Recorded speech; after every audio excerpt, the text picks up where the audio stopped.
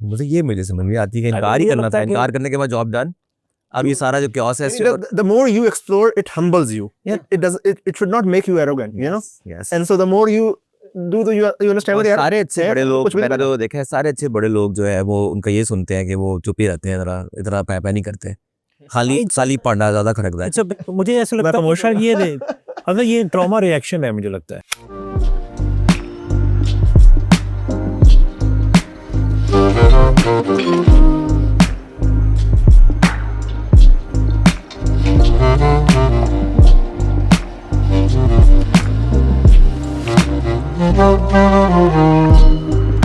बात सीधी होती है लेकिन समझ पुठी हुई। आज 2 मिनट लिए कोशिश करेंगे कि यार नहीं है कैमरा, मतलब हम बात करें, ठीक है, कॉन्वर्सेशन करें, स्टार्ट करते हैं। वो आपने सुना है वो जो डज गॉड एग्जिस्ट वाला जो आजकल हुआ है? मैं सुना सही, मुझे तो काफी वैसे वो यानी इल्मी गुफ्तगू नहीं लगी मुझे वो ऐसे। आई थॉट इंटेलेक्चुअली काफी लो था ये तो बड़े सारे यानी अच्छा मैं पहली बात तो मैं ये नहीं समझा कि मुफ्ती साहब क्लियर जीत गए या कोई क्लियर हार गया, ऐसा नहीं हुआ, मतलब एक मुकालमा हुआ है। और दूसरा बात ये कि वो यानी ontological argument of does God exist पे बात नहीं की उन्होंने, मतलब यानी कि वो it became more of a मजहब and the religious outcomes जो हमें नजर आ रही हैं उस पे। या आप उसी तरफ से बात कर रहे हैं? नहीं, मैं मुकालमा सुना है, उसको बात उन्होंने तो काफी, मतलब मुफ्ती साहब ने तो काफी प्रेजेंट किया है ना, लेकिन उनकी तरफ से ज्यादा। हाँ, मुफ्ती साहब ने जो पहली स्टार्ट किया ना, वो स्टार्ट बहुत अच्छा था। मैं कहा अगर ऐसा रहा अच्छा। और मुझे फर्स्ट टाइम वैसे एक्चुअली में ये बात समझ में आई, सबने यहाँ स्टार्ट किया कि देखें अगर कोई ये कहेगा ना कि एम्पिरिकल एविडेंस ऑफ गॉड, तो वो तो हम गलत हो गए ना, मतलब एम्पिरिकल गॉड नजर नहीं आ रहा, खत्म हो गई बात, तो ये वाला आर्गुमेंट नहीं चलेगा, राइट? साइंटिफिक आर्गुमेंट और बहुत सारे आर्गुमेंट्स रब की, तो फिर मुझे होता है कि अच्छा आर्गुमेंट कौन सा रह गया। फिर उन्होंने जैसे ऑन्टोलॉजिकल क्वेश्चन है तो इसका लॉजिकल ही बनेगा, फैलेसिस के अंदर आंसर होगा।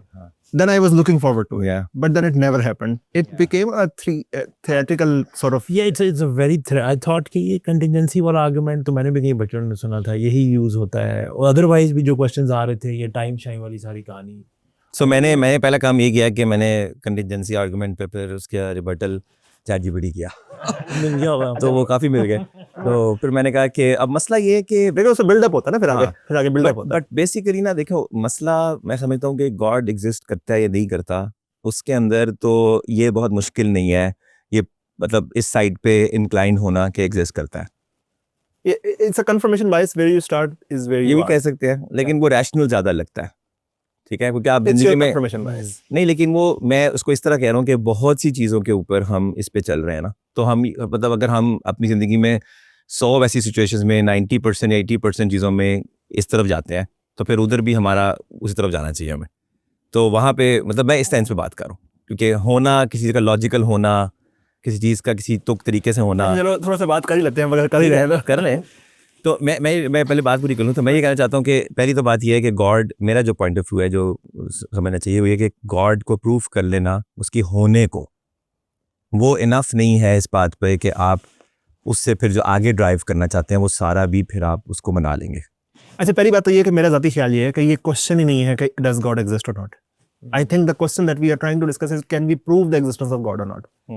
Right? मतलब वो exist करता है या नहीं करता, वो तो हमारे लिए कर सकेंगे। Actually, a bit of a take on this. मुझे ये question वैसे बड़ा irrelevant लगता है, क्योंकि the human experience और human condition है, that is, आपने जो जिंदगियां गुजारी हैं वो शायद important है। उसमें human condition, human experience के अंदर आपको क्या महसूस किया है आपने in terms of whatever that spiritual connection is, whatever that उसको एक साइंटिफिकली, और when we talk science and when we talk arguments and all that, ये तो एक एवर इवॉल्विंग एक चीज़ है। We don't know, the more we know the less we know. ये जो टाइम वाली आर्गुमेंट्स हैं सारे, वी ऑल नो कि अच्छा वो साइंटिस्ट भी कंफ्यूज्ड हैं कि अच्छा बिग बैंग था नहीं था, क्या था, उससे पहले टाइम यूज़ कर, ऑल ऑफ दैट। क्या कॉन्वर्सेशन ये नहीं होनी चाहिए कि ह्यूमन एक्सपीरियंस क्या है, लोगों ने हज़ारों सालों में क्या चीज़ें एक्सपीरियंस की हैं, कैसे डिस्कवर किया, whether it's God, whether it's that feeling of spirituality, whether आज भी when you get into that situation जहाँ पे यू नो ऑल आप जिंदगी के बहुत ही लो पीरियड में चले जाते हैं, and then all of a sudden you know then there is God, and then you know that God whatever that is helps you navigate those situations. तो मेरे तो ये ठीक है। तो फिर अब ये हम उधर ही चले गए कि अब हम ऑन्टोलॉजिकल क्वेश्चन पे है ही नहीं, ठीक। और मैं भी वैसे इसी पे हूँ कि यार हमारे लिए एग्जिस्ट करता कि है। हाँ वो एक्चुअल किस फॉर्म में एग्जिस्ट होता है वो भी मतलब पता नहीं क्या है। और वो ये तो मेरे ख्याल से सारे ही मान जाएंगे कोई ना कोई एक सेंट्रल पावर होगी जहाँ से कुछ कंट्रोल हो रहा होगा, कोई एनर्जी है, कुछ है, जो भी है। लेकिन उसका आउटकम हमारी जिंदगी में क्या है, और जो अभी जिसको हम गॉड समझ रहे हैं, क्या ये modern evolution of our understanding of that spiritual power है, या ये एक्चुअल कोई बीइंग है जो कि सबसे पहला सवाल ये है कि क्या हम इस जो इवेंट है of a prophet to show up and claim that he is a prophet, क्या इस इवेंट पे हम इसको सही मानते हैं या नहीं मानते? That is the most important question. Sure. जैसे ही हम ये कहेंगे ना कि वो सही में प्रॉफिट थे, ठीक है ना, तो फिर तो हमें उस सोर्स को भी एक्नॉलेज करना पड़ेगा रियलिटी की हाँ या ना में, या इस्टेब्लिश करने में। अगर हम उनको ही ये वाकया सही नहीं समझते, कि हम समझते हैं कि 1400 साल पहले ऐसा कुछ नहीं हुआ था, ठीक है, मतलब मक्का में कोई साहब नहीं थे जिनका नाम था मोहम्मद सल्लल्लाहु अलैहि वसल्लम, ठीक है ना, तो और उन्होंने ये दावा नहीं किया था और वो ये सब कुछ नहीं हुआ था, वो बकर नहीं थे, उमर नहीं थे, you know all of that stuff is made up, ठीक है। तो फिर तो हम कह सकते हैं कि चलो जी अब खुद से फिगर आउट करते हैं चीज़ें। लेकिन अगर हमें पता है कि वो थे, तो अब हमने सिर्फ ये मानना है कि वो सही थे या नहीं थे, राइट, लाइक इस बात पे आ जाते हैं कि वो सही थे या नहीं थे। तो मुझे मज़हब पे चले गए अब। नहीं, I'm just saying कि इसके अंदर पैकेज पूरा ये है ना कि अगर आप जब ये पोजीशन आप लेते हैं ना कि हम इंसानों के एक्सपीरियंस को देखें, तो उस पोजीशन लेते लेते आप एक रिफ्यूज़ल में भी चले जाते हैं, डिनायल में भी चले जाते हैं कि जी वो फिर उनको भी एकदम मैं आपको देखूंगा। तो मैं कह रहा हूँ चलो अपने एक्सपीरियंस में भी देखें, तो आपको पूरी इनपुट्स को देखना चाहिए। तो आपकी इनपुट में ये भी आना चाहिए कि पीछे क्या क्या हुआ। अब कई लोग कहते हैं जी फॉर एग्जांपल अगर हम कहते हैं उनके बारे में आपका क्या ख्याल है, अगर आप कहते हैं वो बड़े आदमी थे, इल्म वाले थे, तो आप कहते हैं जी फिर तो फलां भी इल्म वाला था। मसला ये नहीं है, मसला ये कि उन्होंने क्लेम किया था कि क्लेम किया था, हाँ बात ये हाँ, किसी बड़े आदमी का क्लेम है नहीं, तो मतलब वो जिसने क्लेम किया वो नहीं क्लेम किया था कि मैं प्रॉफिट हूँ, मुझे अल्लाह ताला और कल से कहा था। हाँ, क्लेम से बात शुरू होगी। तो वो उन्होंने क्लेम कर दिया। अब जो भी क्लेम करता है ना, अब मज़े की बात ये है कि हम, ये बड़ी इंटरेस्टिंग बात है, वो सबसे आखिर पे हम कहते हैं, तो उससे पहले बहुत से लोगों ने क्लेम किया था, किसी ने ये क्लेम नहीं किया था कि मैं आखिरी हूँ। इट इज़ वेरी इंटरेस्टिंग कि अगर एक बंदा आता है कहता है मैं आखिरी हूँ और वो सब उसी चेन में है, तो फिर अब आगे वाले को अब चेक भी नहीं करेंगे क्योंकि अब वो चेन बंद हो गई है, उसी सोर्स से आई थी, उससे पहले किसी ने नहीं कहा ये, बल्कि उल्टा कहा कि आएगा।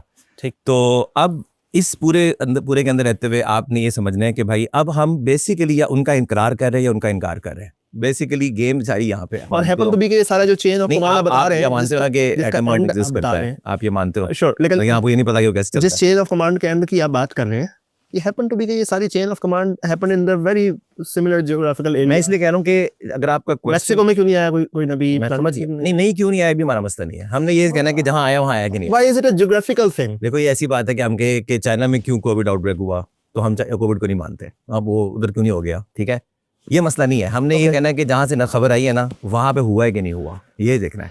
अच्छा, सो अब मैं ये कहता हूँ कि पहली बात ये है कि मैं 2025 में बैठा हूँ, मुझे ये नहीं पता, मुझे पीछे मैं नहीं था, मैंने अपनी आंखों से नहीं देखा, मैंने वो उस जगह पे नहीं देखा, लेकिन मुझे ये पता चलता है कि ये हुआ था।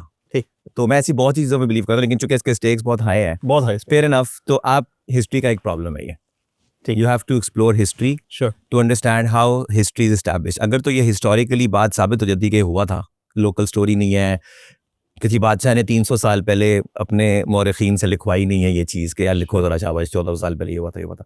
अगर तो ये सब हुआ था तो फिर तो हम सही है अपनी जगह, हमारे हिस्टोरिकल फैक्ट है। लेकिन अगर तो हमें पता लग जाता है कि नहीं, ये जो मैंने कहा ना, जो हमें रिपोर्ट हुआ है वो हिस्ट्री से ही पास ऑन हुआ है और वो किसी ने मेकअप नहीं किया, ठीक है, तो फिर हमारे लिए ये सवाल रह जाता है कि यार अब एक साहब आए हैं कहीं पे, उन्होंने ये कहा है कि भाई आपने ना मरना है, उन्होंने सारी बिगर पिक्चर दे दिया आपको, और अब आपके पास ये ही रह जाता है कि अगर वो एग्जिस्ट करती है वाकयात, तो फिर अब हमें उसको या तो किसी वजह से ना कहनी है, राइट, क्योंकि जो सीधी बात को नहीं मानता, अगर मैं आपसे कहूँ ये जो है ना ये समोसा पड़ा आपको, मैं नहीं मानता, मैं तो आपको कुछ नहीं कर सकता। Samosa is very very, I am just saying कि मोनोलिथिकल, अगर बिला वजह नहीं मानना, मैं नहीं मानना वाली बात है, तो फिर तो कुछ नहीं होता। राइट, तो आपको रीजंस चाहिए इस बात की कि हम क्यों डिनाई करें, क्यों ना माने उनको, ठीक है ना, सही, क्यों ना ये माने कि मरने के बाद जिंदगी है, उन्होंने बताया हमें, क्योंकि वो ये कहते हैं कि गॉड ने मुझसे बात की, ठीक।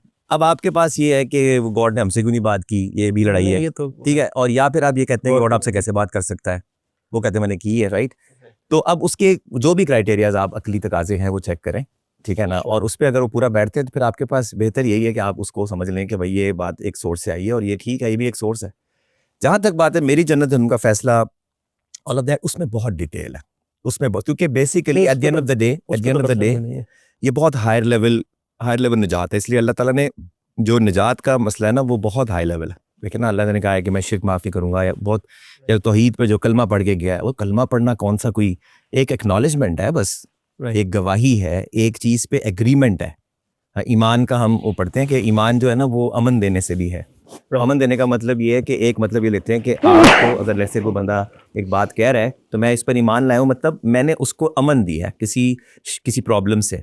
अमन का मतलब प्रोटेक्ट किया है, और प्रोटेक्शन है तकजीब, कि उसको छुटलाया ना जा सके। तो मैंने कहा जी मैं आपके साथ हूँ, आप सही कह रहे हैं, आई बिलीव इन यू, ठीक है।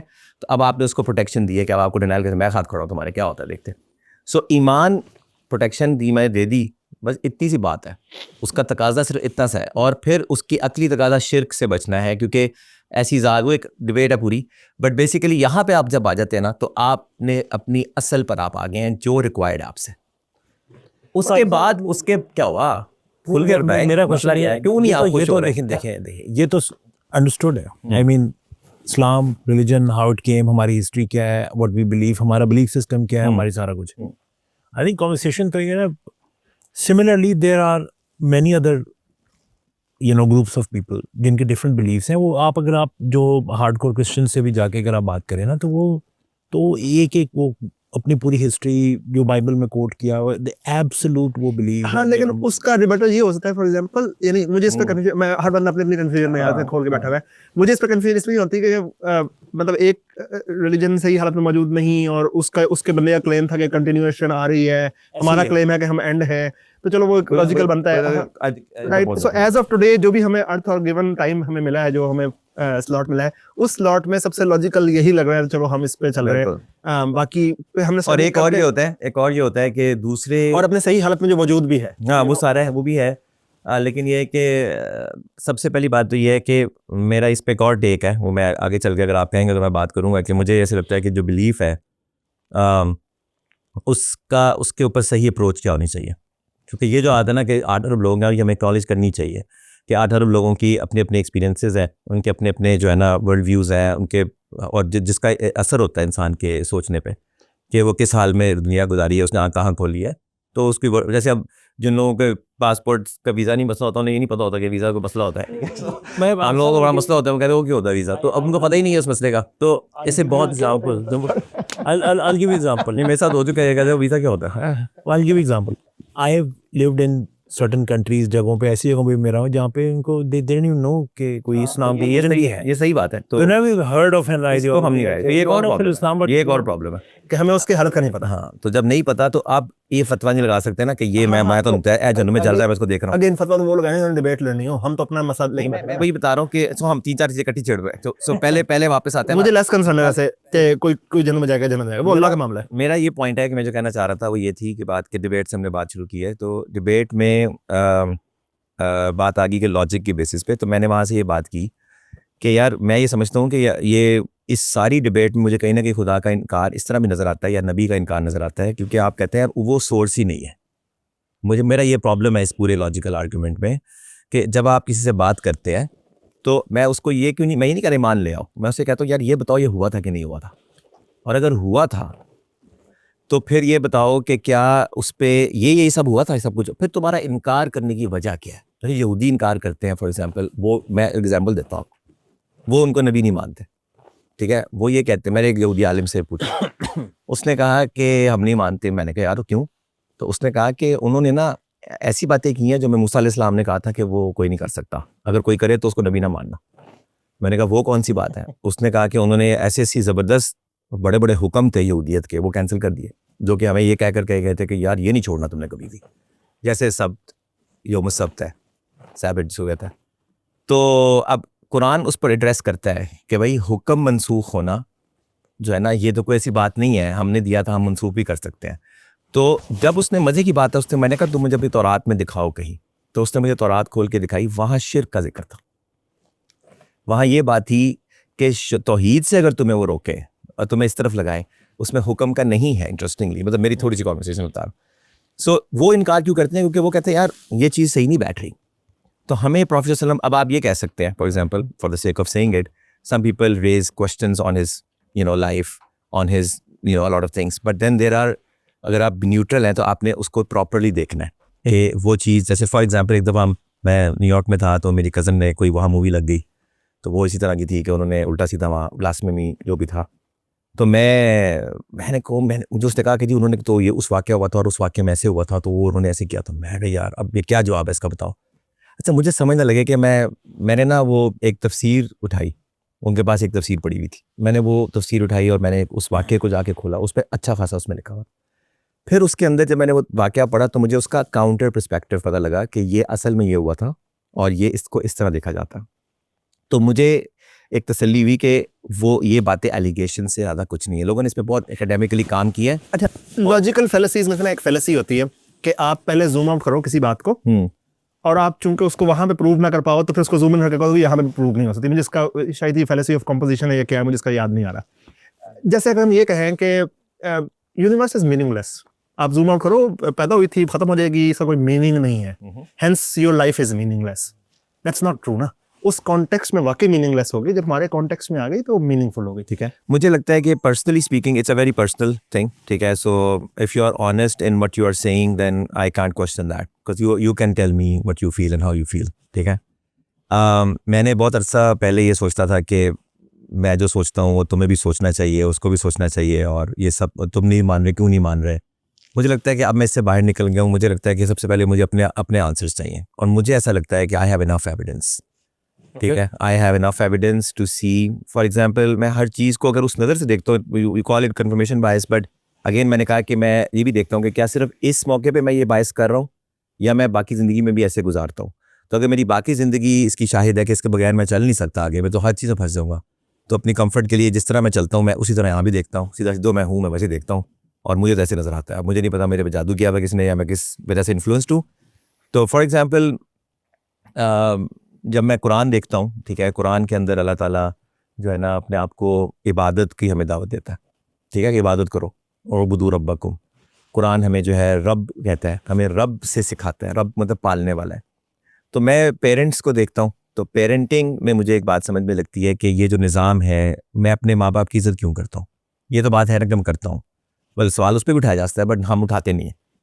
तो उन्होंने हमारे साथ क्या किया, ऐसा उठा लेते हैं नहीं, मतलब उन्होंने हमारे साथ ऐसा, हाँ मतलब कि पैदा किया हमें, और वो भी हमें पता है कि उन्होंने पैदा किया, हमें करना था कि कुछ और करना था, बट वो पैदा हम हो गए और they became closer to like creator का एलिमेंट आ जाता है कि they are the reason why we came into this world, and after that then they started taking care of us, ठीक है, when we couldn't do much, but there was someone, पूरी दुनिया में 8 अरब में से 2 लोग हैं जिन्होंने आपके बारे में सोचना है, वो आपके पीछे लगे हुए हैं, रोटी खा ली है, खाना खा लिया, बीमार तो नहीं है, मुसीबत पड़ी है, हो रहा है, चीख मार है, क्या हो गया, गीला तो नहीं हो गया।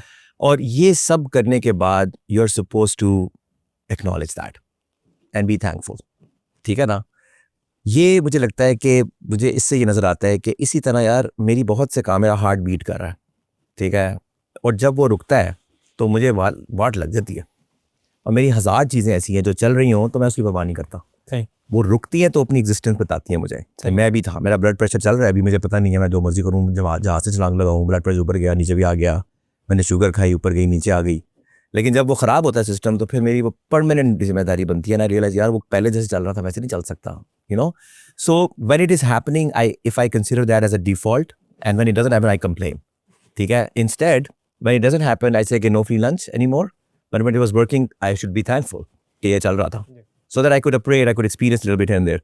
सो मेरे नज़दीक ये सारा जो है मुझे निशानी के तौर पर नजर आता है। I look for someone who is looking after these things, and when I see Quran, I see Quran मुझे यही कहता है कि मुँह कहता है यार बिगर पिक्चर को देखो भाई, तुम्हारा क्या कुछ बनाया मैंने तुम्हारे लिए, और वगैरह। इसलिए मैं अब कहता हूँ कि सूरह फातिहा की जो पहली अल्हम्दुलिल्लाह रब्बिल आलमीन, तो मैं इसका तर्जुमा वैसे करता हूँ कि तमाम तारीफ़ें उस अल्लाह के लिए, ब्रैकेट में, जो मेरा रब तो है ही, लेकिन वो तमाम जहानों का रब है, क्योंकि अदरवाइज़ मेरा क्या ताल्लुक है, अगर तमाम जहानों का रब है तो मैं अपने रब की तारीफ़ ये कर रहा हूँ कि मेरा तो है, ये पता है यार मेरा जो बॉस है वो सिर्फ एक बिज़नेस नहीं करता, वो 50 बिज़नेस और भी करता है मेरा बॉस, या मेरे अब्बू जो है ना वो भी हैं, तुम्हारे तो अब्बू ही है ना, तुम्हारे तो नहीं अफसर है वो, लेकिन वो तारीफ़ करते हैं आप, तो it has to be a personal relation everything.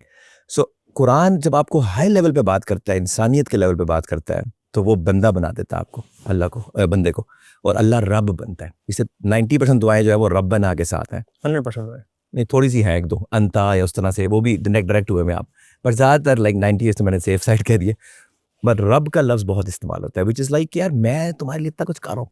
अच्छा मैं आपको मज़े की बात बताता हूँ, मुझे ऐसे ख्याल आते हैं कि अल्लाह ताला ने क्या कि मैंने सीधा किया है दुनिया को, बिछाया हमने तुम्हारे लिए अगर तुम चल सको। तो मैं आपने कभी सोचा हो कि इसमें क्या ऐसी बात है यार, तो दुनिया तो वैसे भी गोल है, मतलब ऐसे वो तो गोल बनाया आपने।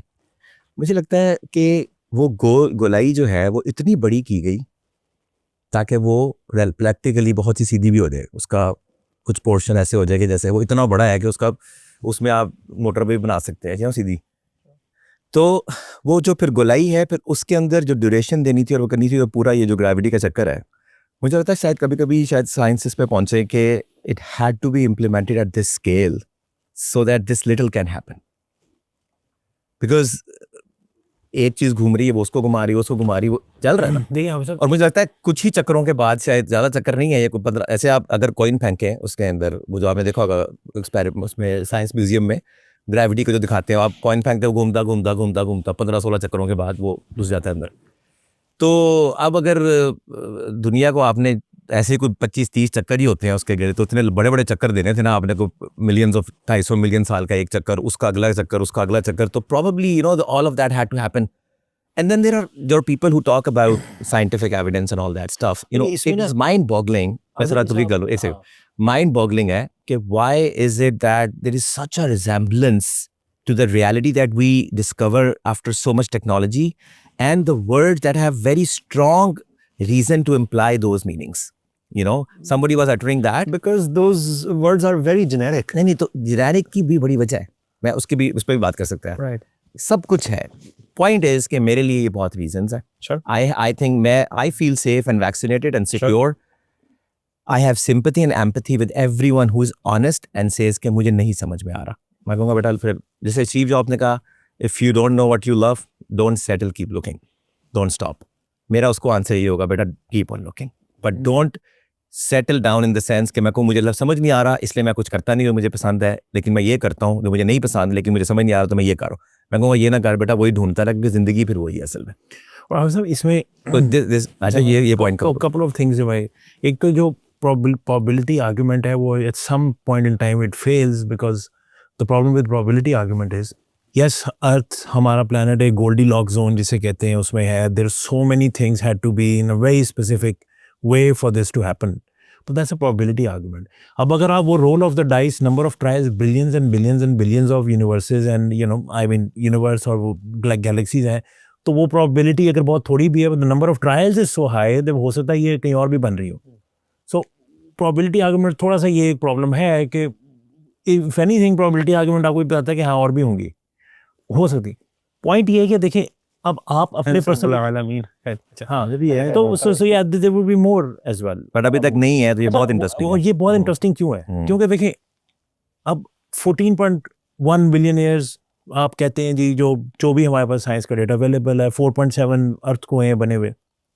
अगर आप यूनिवर्स की हिस्ट्री देखें, if you look at human history, पिछले चंद हजार साल में you been a caveman to now we talking AI and you know intelligence as a currency, चंद हजार साल। और अगर आप उसको भी निकाल लें, चंद 100 साल।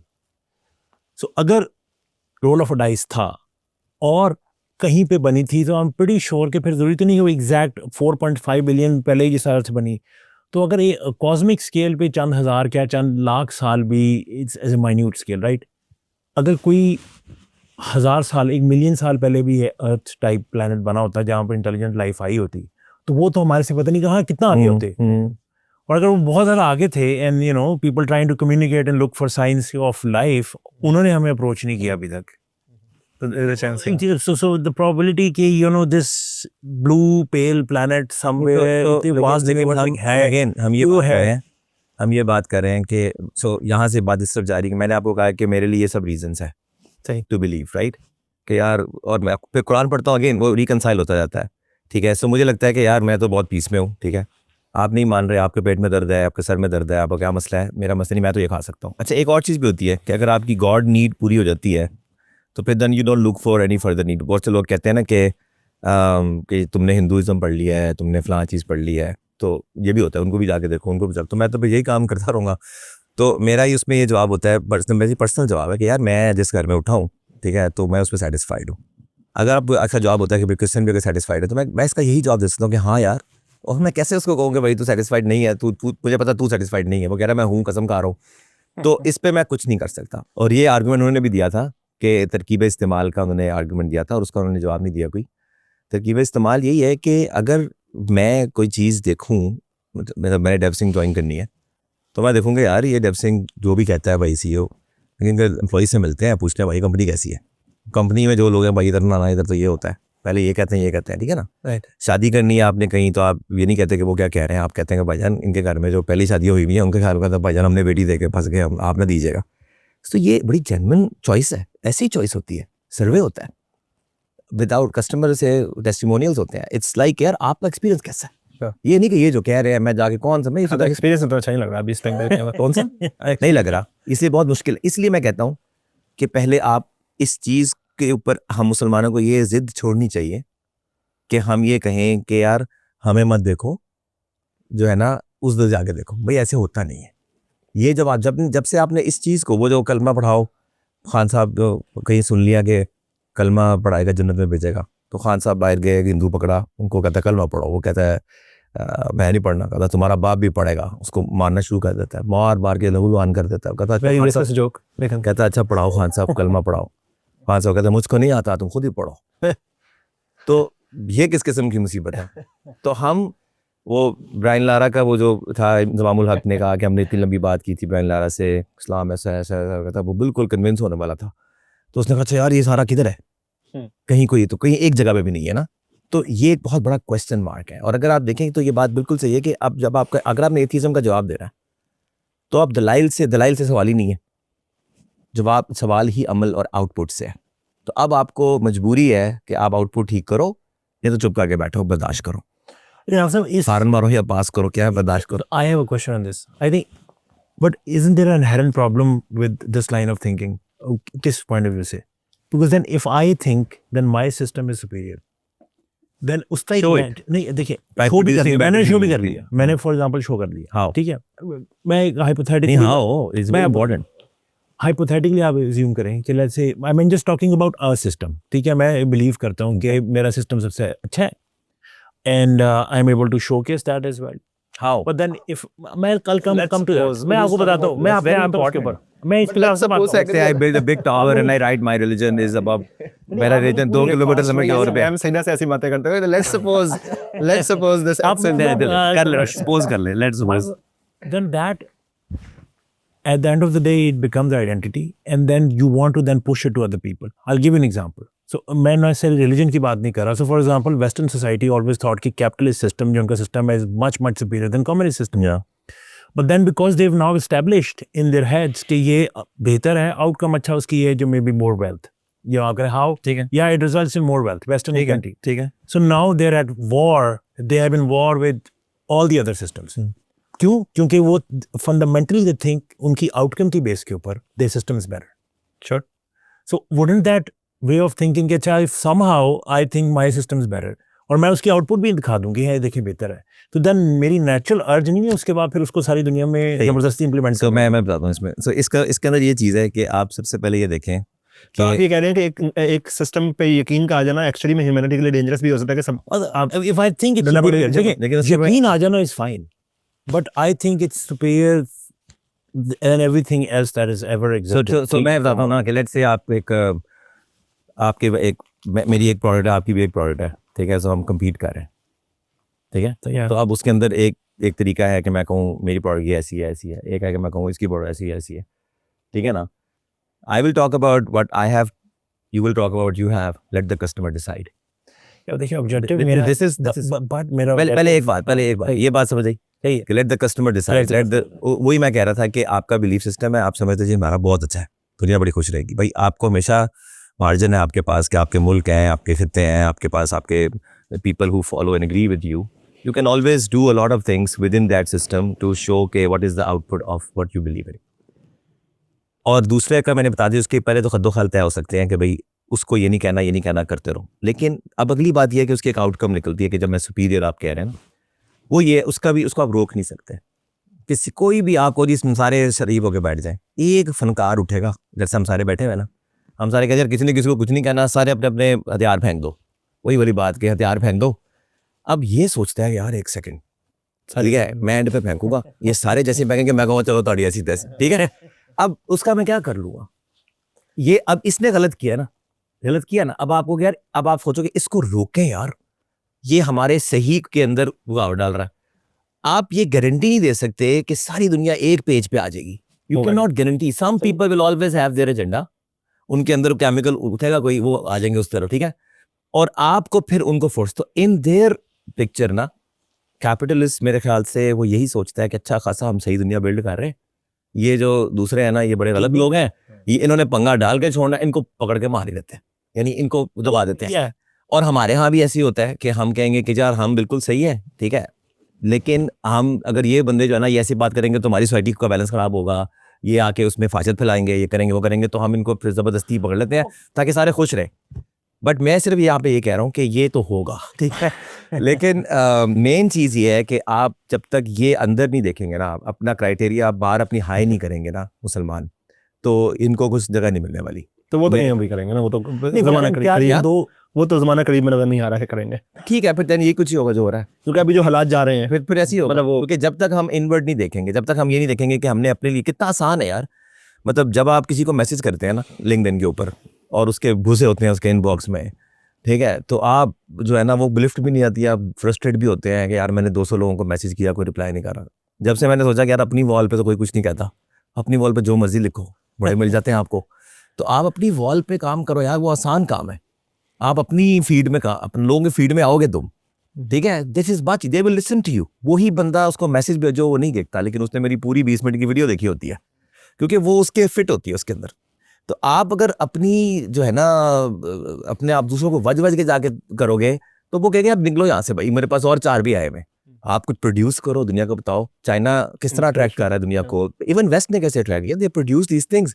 हम क्यों पसंद करते हैं, हमारे पुप्पी के पुत्र हैं, they give us these perspectives and all these things, technologies, what not, and then that's why we like them. They have a way of living we like. The idea is, so उसका मैं उधर उसका एक natural consequence कि then do we need to eventually be at war with the whole world in one way or the other? I mean I say war, मैं violence की बात नहीं कर रहा, violence की necessarily बात नहीं कर रहा। जैसे अभी look, अभी भी what is happening with, पहले it was US and Russia, अब Russia is out of the picture, अब with this whole AI thing, वो US और China का क्या problem है? वो China दोनों capitalist system है, but China is in a different way, you know, एक hybrid है, जैसे वो कहते हैं कैपिटल नहीं है, लेकिन मतलब at the end गवर्नमेंट ये सेंट्रलाइज्ड है, but then वो जो सारे एंटरप्रेन्योरशिप हो रही है चाइना में, that is a result of that capital. यार अब देखो ना, एक फॉरेन पॉलिसी पे ही बात कर लो ना, कि फॉरेन पॉलिसी अगर एक पार्टी कहती है कि जी जा जाके बेस बना के ये करना है, दूसरी कहती है ये गलत बात है, तो आप अब एक दोनों अच्छाई को ही अचीव, लेट्स मतलब for the sake of discussion हम कहते हैं कि दोनों अच्छा करना चाह रहे हैं, लेकिन अच्छाइयाँ एक ही तरह निकलेंगी, ये मसला है, इसमें प्रेफरेंसेस के मसले होते हैं। I want to make world a better place, like in my world, and I want my software to make the world better place, not your software. If the thing was कि अच्छा you know what, ये AI आएगा और ये सारा कुछ दुनिया को बेचेगा, so you know the claims क्या है, you know literally West के claims क्या है कि आपकी food security will be solved, आपके energy would be solved, आपके cancer disease will be solved, सारे claims हैं ना बड़े बड़े, but then they won't give a H100 to China, Nvidia के जो टॉप वो है बैंड है जहाँ पे प्रॉब्ली लेट इट बी, मैं कह रहा हूँ ऐसे ही रहेगा। ओके आप ये सिर्फ आप यही कह सकते हैं, ना करो यार ना करो, बैठो, कोई भी नहीं बैठेगा, ठीक है, तो आप भी बैठो। डेंजरस थॉट नहीं है थोड़ी सी, मैं कह रहा हूँ कि ये भाई रिलीजन को निकाल के भी है, रिलीजन को निकाल के भी है, कहते पिछली 2 जंगें जो हुई है उसमें रिलीजन तो नहीं था, गई इज़म्स थे, 2 बड़ी जंगें जो हुई हैं जी ऐसे वो, उसमें मुसलमान तो कहीं नहीं थे यार, हमने तो कुछ नहीं किसी को कहा था। तो बेसिकली वो मेरा ख्याल है सारी एंटी रिलीजन या दैरी किस्म के लोग आपस में लड़ पड़े थे सारे। बिलीफ पे मैं ये गुजारिश करता हूँ बस सारों से, मेरी ये रिक्वेस्ट है कि भाई produce a better human society and otherwise question your. चलो ये हमारे पेरोल से बात हो गई ना, बट ये तो अब आप जाने करें उलमा कॉन्फ्रेंस पे बात करें, माशाल्लाह वो आए थे उस कॉन्फ्रेंस पे सारे, तो वहीं पे अगर कोई ऐसी बात हो जाती अच्छा था। तो भाई जब आप हमारे वज़ीर आज़म ने कहा कि एक इमाम के पीछे सारे नमाज पढ़े हैं, ये देखो ना एक दूसरे को, वज़ीर आज़म की तकरीर बड़ी अच्छी थी वैसे इस बार। शहबाज शरीफ साहब ने कहा कि देखें आप लोगों को बताया करें कि सारे उलमा ना एक दूसरे के पीछे नमाज पढ़ा करें, ऐसे ना कहा करें कि इसके पीछे नमाज। इंजीनियर मिर्जा वाली बात की, can not stop from anyone to believe in anything. इसलिए मैंने कहा था कि कॉमन डिनोमिनेटर पे आना चाहिए कि यार मैं अपने घर में इस्लाम इम्प्लीमेंट करके ना एक ऐसा घराना प्रोड्यूस करूँगा। मैं ऐसे कहता हूँ कि डाइट प्लान की तरह ले लो, ठीक है, एक बंदा हो उसका इतना पेट निकला हो, ठीक है, और मतलब नो ऑफेंस टू पेट वालों को, वो उनकी अपनी खुसूसियात है, बट लेट्स से अभी फॉर द सेक ऑफ, तो मेरा कोई खुसूसियत नहीं है, मेरा भी है। नहीं, मैंने सुना है कि कीनिया में कहीं यहाँ पे वहाँ पे ख़वातीन जो है वो मोटों से शादी करती हैं ज़्यादा, क्योंकि उनको लगता है रॉन्ग कंट्री में, उनको लगता है कि मसला आपका नहीं है, उनको लगता है कि अगर कहत पड़ नहीं, उसकी वजह बताई था, अगर कहत पड़ गया तो ज़्यादा देर जिंदा रहेगा। Make sense. ठीक है, सो पॉइंट ये है कि पाकिस्तान में वीजा फ्री एंट्री भी है मेरे पास हाँ मेरा वापस भी नहीं आते बंदे। मैंने जो है ना वो जिम के अंदर एक हमारे बंदा था, वो गेम ट्रेनिंग कर रहा था, तो I couldn't stop my self, मैं उसके पास गया, मैंने कहा भाईजान आप क्या करते हैं या आप कैसे हैं ये? तो उसने फिर बताया कि वो क्यों ऐसा है, और वो अच्छा खासा एक मुश्किल ज़िंदगी गुजार रहा था खाने के मामले में, लेकिन then I saw the output, I was like यार यही चाहिए यार, यार मुश्किल अपनी जगह पे, आप मीठा नहीं खाते, ये नहीं करते, भाई यही चाहिए मुझे, यार क्या लग रहा है यार भाई। तो आपका diet plan is your belief system which is about what to do, what not to do and all, it should be like your diet plan, it should be the first introduction of it should be through the output. लोग आपको देखेंगे यार इस भाई का इतना सुकून क्यों है, ये ऑन साइड आप इंस्पायर हुए थे बहुत ज्यादा, और मैं ट्राई कर रहा हूँ शुरू की थी। हाँ अच्छा, आप इंस्पायर हुए, आपने कहा यार डाइट प्लान बड़ा ज़बरदस्त है, मुझे भी ये आउटकम चाहिए, अब आपने आके वही डाइट प्लान लगाया अपने ऊपर, ठीक, फिर आपने सालों गया कि यार मैं डाइट प्लान लगाता हूँ ना तो मुझसे जॉब पे मैं तो काम नहीं कर पाता, मेरे अंदर एनर्जी नहीं होती। ऐसी चीज़ें आपको डिफरेंस ऑफ ओपिनियन फिर आता है, ठीक है, और उसके पीछे फिर आ जाता है दो चीज़ें बहुत इंपॉर्टेंट है किसी भी आलिम के लिए या किसी भी एक्सपर्ट के लिए, दो चीज़ें बड़ी इंपॉर्टेंट है। एक तो उसकी थ्योरेटिकल या क्या कहना चाहिए, उसकी जो सॉलिड ग्राउंड कितनी है, उसने कितना देखा हुआ चीज़ों को, और दूसरा उसकी अंडरस्टैंडिंग ऑफ द मैटर या अफेयर। अब आप लोग किसी आलम में चले गए, मतलब नहीं मैं कह रहा हूँ कि क्राइटेरिया ये देख लिया करें, ठीक, फिर आपको बात भी समझ में आएगी। सही। नंबर 1 उसकी अपनी क्वालिफिकेशन क्या है, मैं तो उलमा की बात नहीं, मतलब जेनेरिक बात कर रहा हूँ कि मैं की कर लें यार, कि जो रेसिपी आप बता रहे हैं ना, डाइट प्लान बता रहे हैं, उसका आउटकम बहुत अच्छा बता रहे हैं। सो लेट्स से उसने मुझे ये बात प्रैक्टिकल नहीं है, अगर उसने मुझे एक गाइड प्लान बताया, मैं घर जाके उसको फॉलो किया, मेरा रिजल्ट नहीं आ रहा, तो मैं पहले ही मुझे करना चाहिए था, लेकिन फिर मैं 3 चीज़ें ज़रूर चेक करूँगा। मैं देखूंगा कि यार इस आदमी की इसने कहाँ से ये कहा है कि ये डाइट प्लान है, मतलब उस पर तो वर्क कर रहा है, वो तो नज़र ही आ रहा है, बट इसके पीछे इसकी रीजनिंग क्या है, मे बी उसकी जेनेटिक ऐसी स्ट्रॉन्ग थी, मे बी उससे पहले भी वो सब कुछ सही था। मैं इसलिए कह रहा हूँ कि 3 चीज़ें अगर आप मुझे इंश्योर करके हम बात करें ना, लेकिन वो डाइट प्लान आजकल के दौर के एतबार से ठीक है। यार मैं यही कह रहा हूँ कि इसी में मतलब उसमें जो खुराक बताई जा रही है वो सिर्फ कीनिया में अवेलेबल है, जेन्युइन साइंटिफिकली बैक्ड है, सब कुछ है, लेकिन वो उसको छोड़ दें, आजकल के दौर में वो उसको छोड़ दें। लेकिन मैं इसलिए कह रहा हूँ वो 3 बातें सुन लें जी, 3 चीज़ें उसकी ज़रूरी हैं। फिर अगर आप मुझे कहते हैं ना कि वो 3, मेरा आर्गुमेंट समझ गया ना, मैं समझ गया हूँ, लेकिन मैं उसमें कह रहा हूँ कि उस स्पेक्ट्रम के अंदर ना नेविगेट कर सकते हैं आप। अभी हम बात कर रहे हैं कि फर्स्ट लेवल की, जिसके अंदर हम कह रहे हैं कि यार आप एक क्लेम देना है, तो मैंने कहा उस क्लेम का रूल ये होगा। थोड़ी सी एक चीज़ यार, जो डाइट प्लान वाली एग्जांपल बड़ी इंटरेस्टिंग इसलिए है कि एक तो है वो जो प्लान फॉलो कर रहा है where you can clearly see the outcome, but एक जो उसके fundamental principles, so fundamental principles क्या थे कि अच्छा डाइट होगी हाई प्रोटीन ही, और जो भी बॉडी वेट है उसके इन पाउंड्स मल्टीप्लाई बाय 2 ही होगी। अब whether you get it from whatever is available Kenya, और यहाँ पे आपके लेंटल से वो प्रोटीन सोर्स ले रहे हो, और प्रिंसिपल सेम है। चलो ठीक, इस आपने वो प्रिंसिपल लिए एग्जैक्ट पे आए हैं, ठीक है जी। आपको ऐसा नहीं लगता?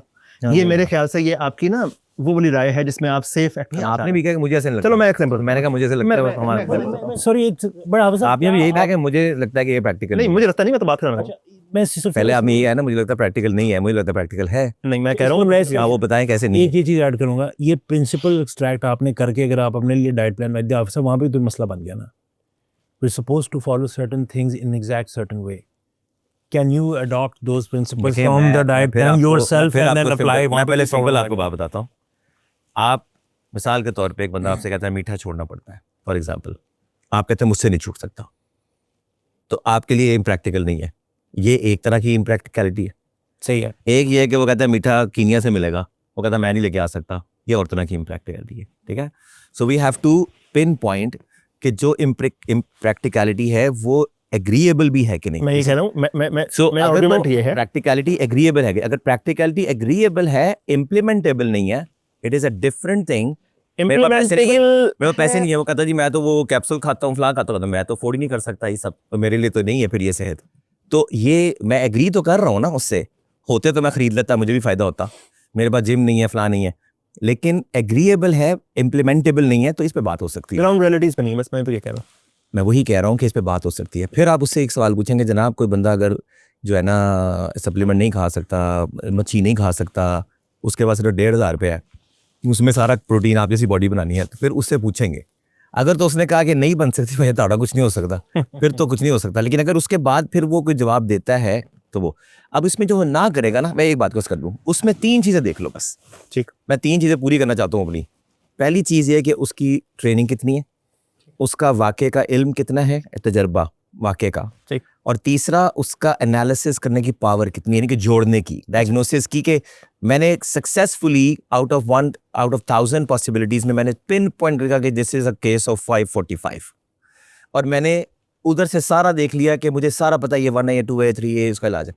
अब जोड़ का भी एक एलिमेंट होता है, कहीं यहाँ से उठाते हुए मैंने 5 उठा के कहीं 545 पे लगा दिया जबकि वो 10 लगना था। अगर ये 3 चीज़ें उसकी ठीक है, ऐसे किसी बंदे से आप मिले हैं, आपने उसे इस्लाम का पूछा है मिसाल के तौर पे, उसने आपको एक इस्लाम बताया है और आपने कहा कि ये मेरे लिए प्रैक्टिकल नहीं है भाई, अगर यही इस्लाम है तो प्रैक्टिकल नहीं, तो फिर मैं आपकी बात से इत्तेफाक करूंगा कि आपको प्रैक्टिकल सही नहीं लगता। उसने सब कुछ मानने के बाद फिर आपके नीचे ही लगना है और आप ही की ज़िंदगी पे आना है। मतलब इलॉन मस्क अगर आज मुसलमान हो जाए बेचारा क्या करे, तो हम उसको भेज देंगे, मतलब ठीक है। हाँ, तो उसको हम कहेंगे कि उसका हम कहेंगे भाईजान स्पेस एक्स कंपनी से क्या बनेगा? मैं वही कह रहा हूँ ना।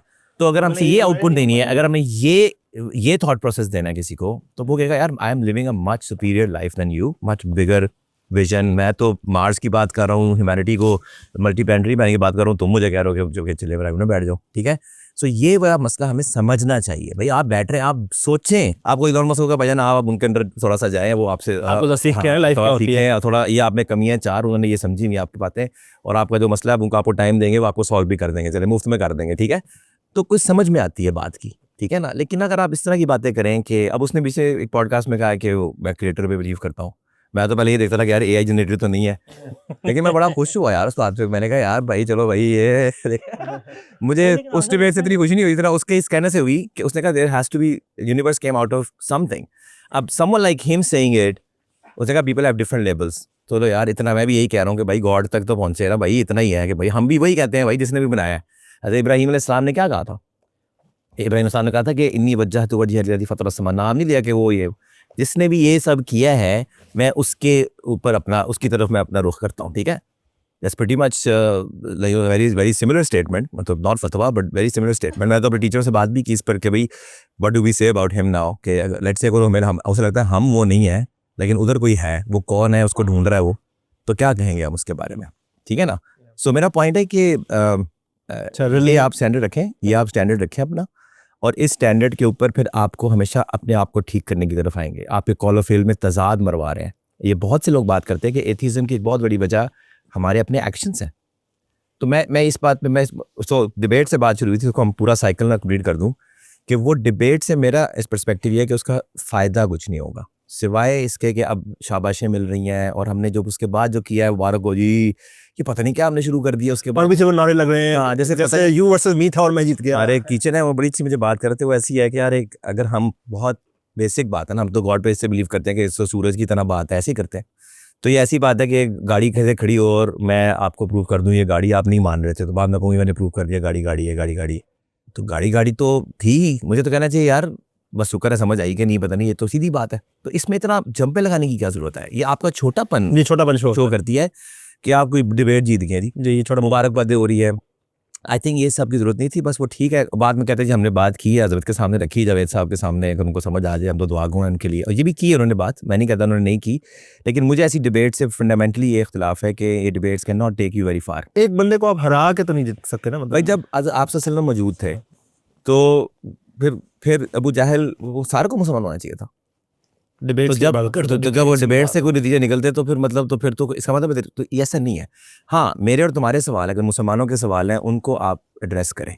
हम म्यूजिक की बात कर ले, आप दोनों माशाल्लाह। मैं ये और दोनों का ये काट लेंगे ना, चलो मेरा ख्याल है ज्यादा काटना पड़ जाए। अब सर ये अभी तक कोई बात ऐसी भी नहीं है जो सही जा सके। ये तो मतलब डॉन है उसके, ये तो डॉन है। आप कॉल बैन नहीं है म्यूजिक के बारे में तो हम आपसे करेंगे बात। हाँ, पूछ रहा हूँ आपने इस दफा एक बात कही किसी बंदे ने, थोड़ा बहुत मुझे पता है, मैं बता दूंगा। हाँ थोड़ा बहुत मैं बताता हूँ। एक दफा ना यही बात थी ना आपकी, जो आप आलिम बनने से पहले जरा खुल के आते थे। देखें एक दफा ना सरफराज रज़ा साहब ने लिखा अपने बात पे कि देखो म्यूजिक कितना अच्छा है और रिलीजन में ये हो तो कितना फिट हो जाए, ऐसी कोई बात उसने लिखी। तो आपने यह कमेंट किया, जिसके बाद मैं आपका बैत हुआ और मैंने आपको अर्ज किया कि आप जुमा पढ़ाया करें, मैं पीछे नमाज पढ़ूँ। वो ये थी कि यार ऐसे नहीं ऐसे है, मुझे म्यूजिक और रिलीजन दोनों के बारे में तुमसे ज्यादा पता है, ठीक? तो ये बकवास नहीं करनी मेरे साथ, ठीक है? ये नहीं मैंने कहा तो था। आपने यही कहा था, मैं कमेंट निकाल लेना और मुझे ये बात बड़ी अच्छी लगी। मैंने कहा यार बात जनरल हो गई, मतलब यानी आर्ग्यूबली दोनों चीजों में आपने सारा टाइम स्पेंड किया हुआ है। तो क्या कहते हैं उलमा इकराम, क्या? कोक स्टूडियो पाल गए। मेरा ख्याल है म्यूजिक को रिलीजन से दूरी रखा जाए। मैं तो इसमें सुल्तान की एक बात करूंगा। सुल्तान ने एक बात मुझे कही थी, तुझे भूल गया होगा मुझे बिल्कुल, लेकिन सुल्तान ने मुझे बिल्कुल भूल गया। मुझे नहीं सुल्तान ने बड़ी सी बात की थी, आपको याद आ जाएगी। सुल्तान जब फास्ट के दिनों में, उन दिनों में हम शायद किसी वजह से, सुल्तान तो उस पर भी था, तो एक दफ़ा ना थोड़ा सा ये रिलीजियस मोड इसका ऑन हुआ, तो ये एक दफ़ा मेरे घर आया और जब जुल्फी को धमकी लगाई थी, नहीं परेशानी के आलम में आया, तो थोड़ा सा शुरू हुआ सब वो तो कई दफा आ चुका हूँ। वो आया।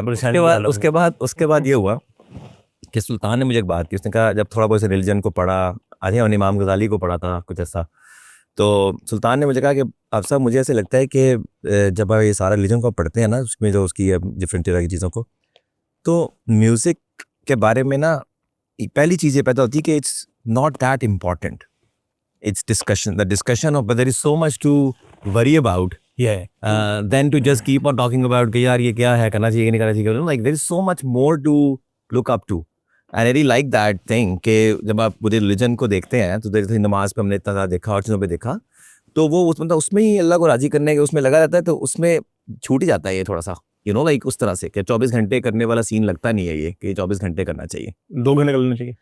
मैं देखो, मेरी एक चीज़ मैं इस पर कहना चाहता हूँ कि मेरे अंदर 2-3 चीज़ें हैं कि मुझे बहुत शौक़ है बहुत सी चीज़ें करने का, ठीक है? सो मुझे ये मेरी लाइफ में शायद एंड पे पता चलेगा कि मैंने ये सही फैसले किए थे कि किसी एक चीज़ को पकड़ के बहुत ज़्यादा अंदर तक जाके नहीं किया, क्योंकि ये कॉमन विजडम यही कहता है कि यही करना चाहिए। मैं नहीं कर सकता, मुझे ज़्यादा मज़ा आता है जब मैं 15 चीज़ों को जोड़ के देख सकता हूँ। तो मुझे ऐसे लगता है कि अब जब मैं देखता हूँ ना कि बहुत से लोग, जब मैं बहुत चीज़ें करता हूँ, तो मैं देखता हूँ एक आदमी है वो लेट्स से सिंगिंग करता है, तो वो मुझे वेला लगता है बहुत। मुझे लगता है सारा दिन वो जो है ना, वो एक काम करके ना, वो सिंगिंग और कुछ करने को नहीं होता, वही करता रहता और फिर वेला बैठ के बड़े पुट्ठे काम भी करता है, क्योंकि उसने अपना रियाज पूरा कर लिया है, अपनी काम शो उसके अगले महीने है, और वो वेला है, तो वो वेला टाइम गुजारता है और जस्टिफाई ये करता है कि जी मैं तो ये हूँ। इसी तरह जो बंदा जिम में कोचिंग करता है, वो करता है जिम में बैठा रहता है, ऐसे वेला है, उसने 1 घंटा गेम करनी है, उसके बाद वेला बैठा हुआ रोटी खाता रहता है, बैठ के टीवी देखता रहता है, ठीक है? इसी तरह कोई आपको मैं जुम्मा भी पढ़ाता हूँ, तो जो बंदा सिर्फ अजान देता है, जो सिर्फ बंदा, no I think there is much more to life, ठीक है, then to pick up one thing and unless you are continuously building and you are like 18 घंटे आप कुछ ना कुछ कर रहे हैं, वो और चीज़ है। लेकिन जब आप एक चीज़ आपकी अच्छी होगी, आप चौके मार लेते हैं या आप कोई स्नूकर अच्छी खेल लेते हैं, तो अब आप कहते हैं यार अब मेरा तो काम बन गया ना, मैंने मतलब जो कमाना शमाना है, स्नूकर मेरी चल रही है, मैं बहुत अच्छी मतलब 2-4 कंपटीशन जीतूंगा और बस ठीक है। तो फिर आप एक चीज़ पे सेटल हो जाते हैं। मैं इसको बहुत ही ज़्यादा ऑर्डिनरी समझता हूँ। मुझे लगता है कि ये तो बहुत से मौसीकी करने वाले जो लोग हैं, मैं उनसे पहले 2 सवालात हैं मेरे। एक तो ये सवाल है कि मकान तो खैर सॉफ्टवेयर हाउस में जॉब करता है, आई थिंक, और भी बड़ा कुछ बहुत कुछ करता है, लेज़र पता नहीं क्या, तो that makes laser software house में नहीं करता मैं। कहाँ कोई पहले तो करते थे ना, कोड निंजा में थे, पता नहीं अभी कहीं और नहीं, लेकिन ये कोई लेज़र शो बड़ा अच्छा करता है दोनों। वो सिंक का जो मैंने द होल एक्सपीरियंस, सो मुझे बड़ा मजा आया। क्या तूने कब सीखा था? खुद सीखा। तो ऐसा होना चाहिए बंदा, फिर डॉक्यूमेंट्रियाँ देखता है, उसके और करता है। हाँ, मतलब ये ऐसा होना चाहिए, 1500 चीज़ें करनी चाहिए। देखिए take on this as well. देखिए for example I have experienced बहुत सारी चीज़ें, बहुत सारे शौक, बहुत सारे, whether it's music, whether it's technology, whether it's even for the last few years बहुत सारा into health science and longevity and ये वो सारी चीज़ों के अंदर बहुत सारा कुछ। Point is कि people जिस तरह है ना, जो people who get married to one idea and then they have this drive and I've seen this मतलब way often, ठीक है, ऐसे लोग होते हैं जिनमें इतनी drive होती है to pursue something, to be the best at it. Yes. तो मुझे लगता है शायद उसको शायद I won't look down upon him कि यार ये क्या इसकी सिंगल डायमेंशनल जिंदगी है. People give their lifetimes to a specific passion so that they could be. मुझे लगता है शायद ये ऐसे लोग ह्यूमन रेस को आगे भी लेके जाते हैं. They set new benchmarks and boundaries. Absolutely. मैंने कहा कि अगर आपका कल आपके आज से बेहतर हो रहा है, ठीक है, then it is a something, then you're on the go. ये एक डिफरेंट विराट कोहली. मैं ये कह रहा हूँ कि कुछ लोग ऐसे होते हैं जो अपने कंफर्ट जोन में चले जाते हैं. उन्हें पता होता है यार मैं इतना कर चुका हूँ कि अब मेरे पास 3 टाइटल आ गए हैं. म्यूजिक का कंफर्ट जोन से क्या ताल्लुक था? नहीं, मैं ये कह रहा हूँ कि जो अक्सर जो गाने बजाने वाले ना वो सारे दिन लेके बस एक चीज करते रहते हैं और वो कोई ऊपर भी नहीं जा रहे हैं. मतलब वो बस एक ही वहाँ भूमू 4 बंदों को बिठा के सुनाते रहते हैं. तो मुझे लगता है अब इसी पे सिया हुआ था वहाँ पे कमरे सुनाते रहते हैं. वो तो उनका अंदर भी आउटशिप डे मना रहे थे तो उधर रात को शाम को हल्का लग गया. अब वही बात है कि वो इतना गंदा मुझे लग रहा था कि वो जो गाना गा रहे थे, लेकिन उनको वाह मेरे को अच्छा सुनाया ना. फिर आपने अच्छा नहीं सुना रहा मैंने. यार इसमें भी जरूरी नहीं है कि हर बंदा ये एक तो मैंने आपको ये जरूरी नहीं है कि म्यूजिक में भी हर बंदा एक्सीलेंस को ढूंढ रहा हो. You know for some people it could be a way of their expression no matter how not sophisticated it is. आप समझ रहे जो आप रेस्टोरेंट जाते हैं ना, नहीं बाज लोग होते हैं, ठीक है, वो चरस पी के बैठ रहते हैं, ठीक है ना, उनको अच्छा लगता है टून होकर बैठना. बाज लोग होते हैं they are active minds, they don't want to sit like that. उसमें हाईज भी होते हैं, लोज भी होते हैं. आप चूज कर सकते हैं वैसे कि आपने हाई वाली पीने के लिए. नहीं मैं वैसे ही कह रहा हूँ कि बाज लोग होते हैं वो टून रहना पसंद करते हैं. जी जी. जो बाज लोग होते हैं वो एक्टिव रहना पसंद करते हैं. तो मैं इसमें डिफरेंस ओपिनियन है. आप बैठे ना, मैं it's not about looking down upon someone. What I am saying is कि मैं म्यूजिक पे बात एक पर्सपेक्टिव रखना था कि किस डायरेक्शन में जाना है. मुझे पहला मेरी ये बात है कि बहुत से लोग जो इस काम में लगे होते हैं वो और कुछ कर नहीं रहे होते खास. अगर कर रहे हैं तो मैं उनको कहता हूँ कि वो फिर कम से कम ड्यू उसको हॉबी के तौर पे जो करते हैं वो हॉबी में ही रहे. आप कह रहे हैं जो वो कंफर्ट जोन में है और वो कर रहे हैं. और देखिए जो ऑब्सेशन है और इन सुनते रहना सारा दिन. मैं मिसाल दे रहा हूँ. अच्छा मेरे लिए तो प्रोग्रेशन सारा अगर लग रहा है तूने मैं सीखता ये जैसे आप मुझे बात बताएं जो ball to ball test match देखते हैं, वो मिसाल के तौर पे बॉल टू बॉल देखते हैं, ठीक है, या T20 देखते हैं. मैं वही 5 मिनट में देख लेता हूँ शाम को, ठीक है. तो मुझे लगता है ये टाइम वेस्ट है. उसको चलते हुए जाना.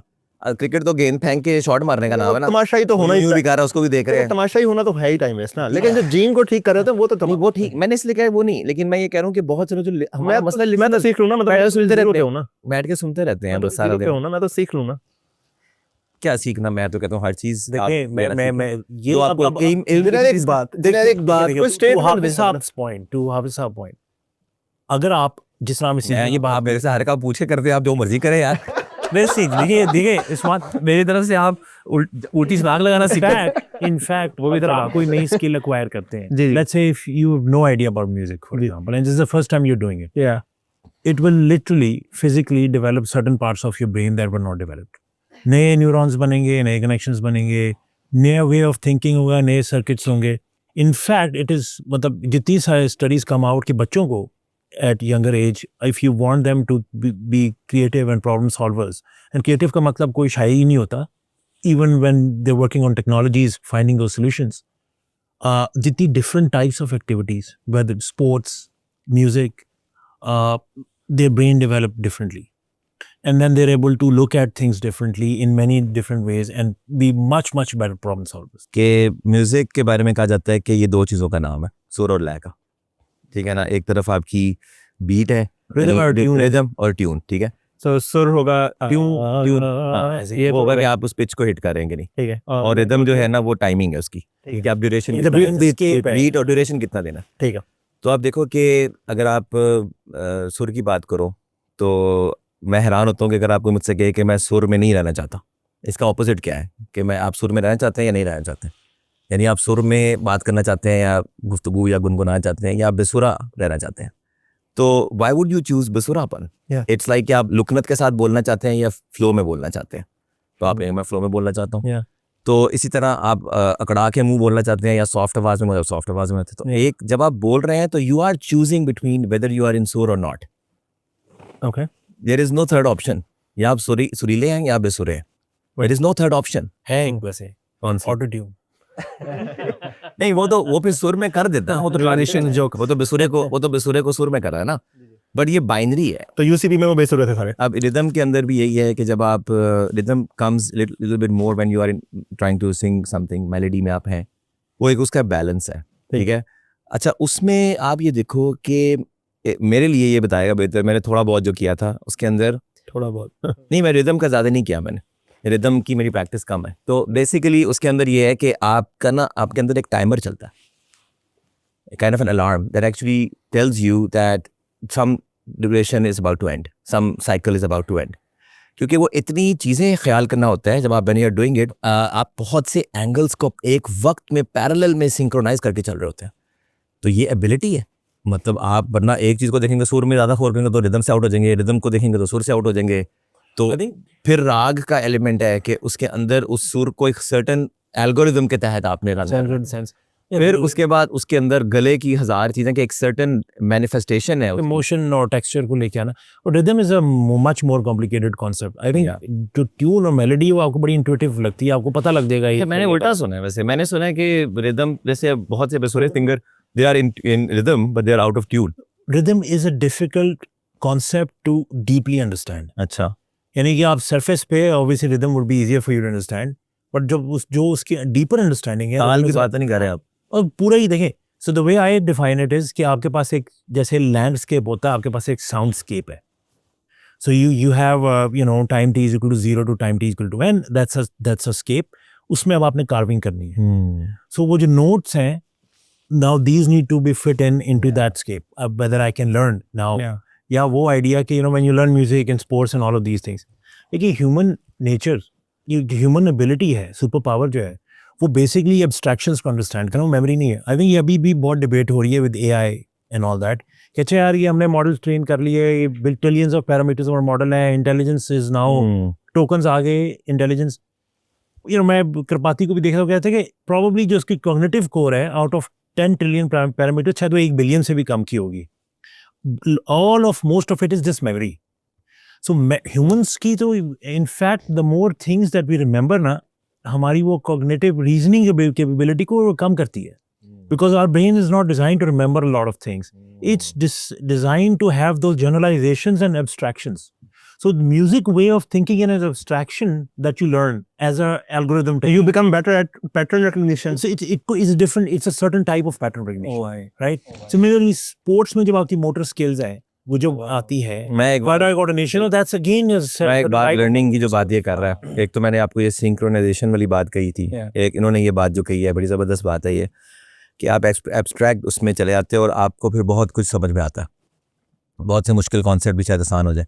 कैनवा पे आप बताना शुरू करें तो आप दूर से देख के बता देंगे यार यहाँ से इतना सा इधर आइए, अब बंदा कहते हैं आपको कैसे पता लगा इतना सा, कहते हैं भाई मुझे आ रहा है, मुझे तो कहता मुझे तो नहीं आ रहा। तो वो यही वजह है, वो बहुत ज़्यादा आपको नज़र आता है कि यार ये बैलेंस है कि नहीं। तो इस तरह की बड़ी चीज़ें हैं, डिसिप्लिन है इसमें। I would argue a little कि इज दैट अ ब्लेसिंग और a curse, because this and so at some point मैं आपको बताऊं, एट सम पॉइंट म्यूजिक को इतना, मतलब मैं तो यूसीबी भी एंजॉय कर लेता हूँ जाके।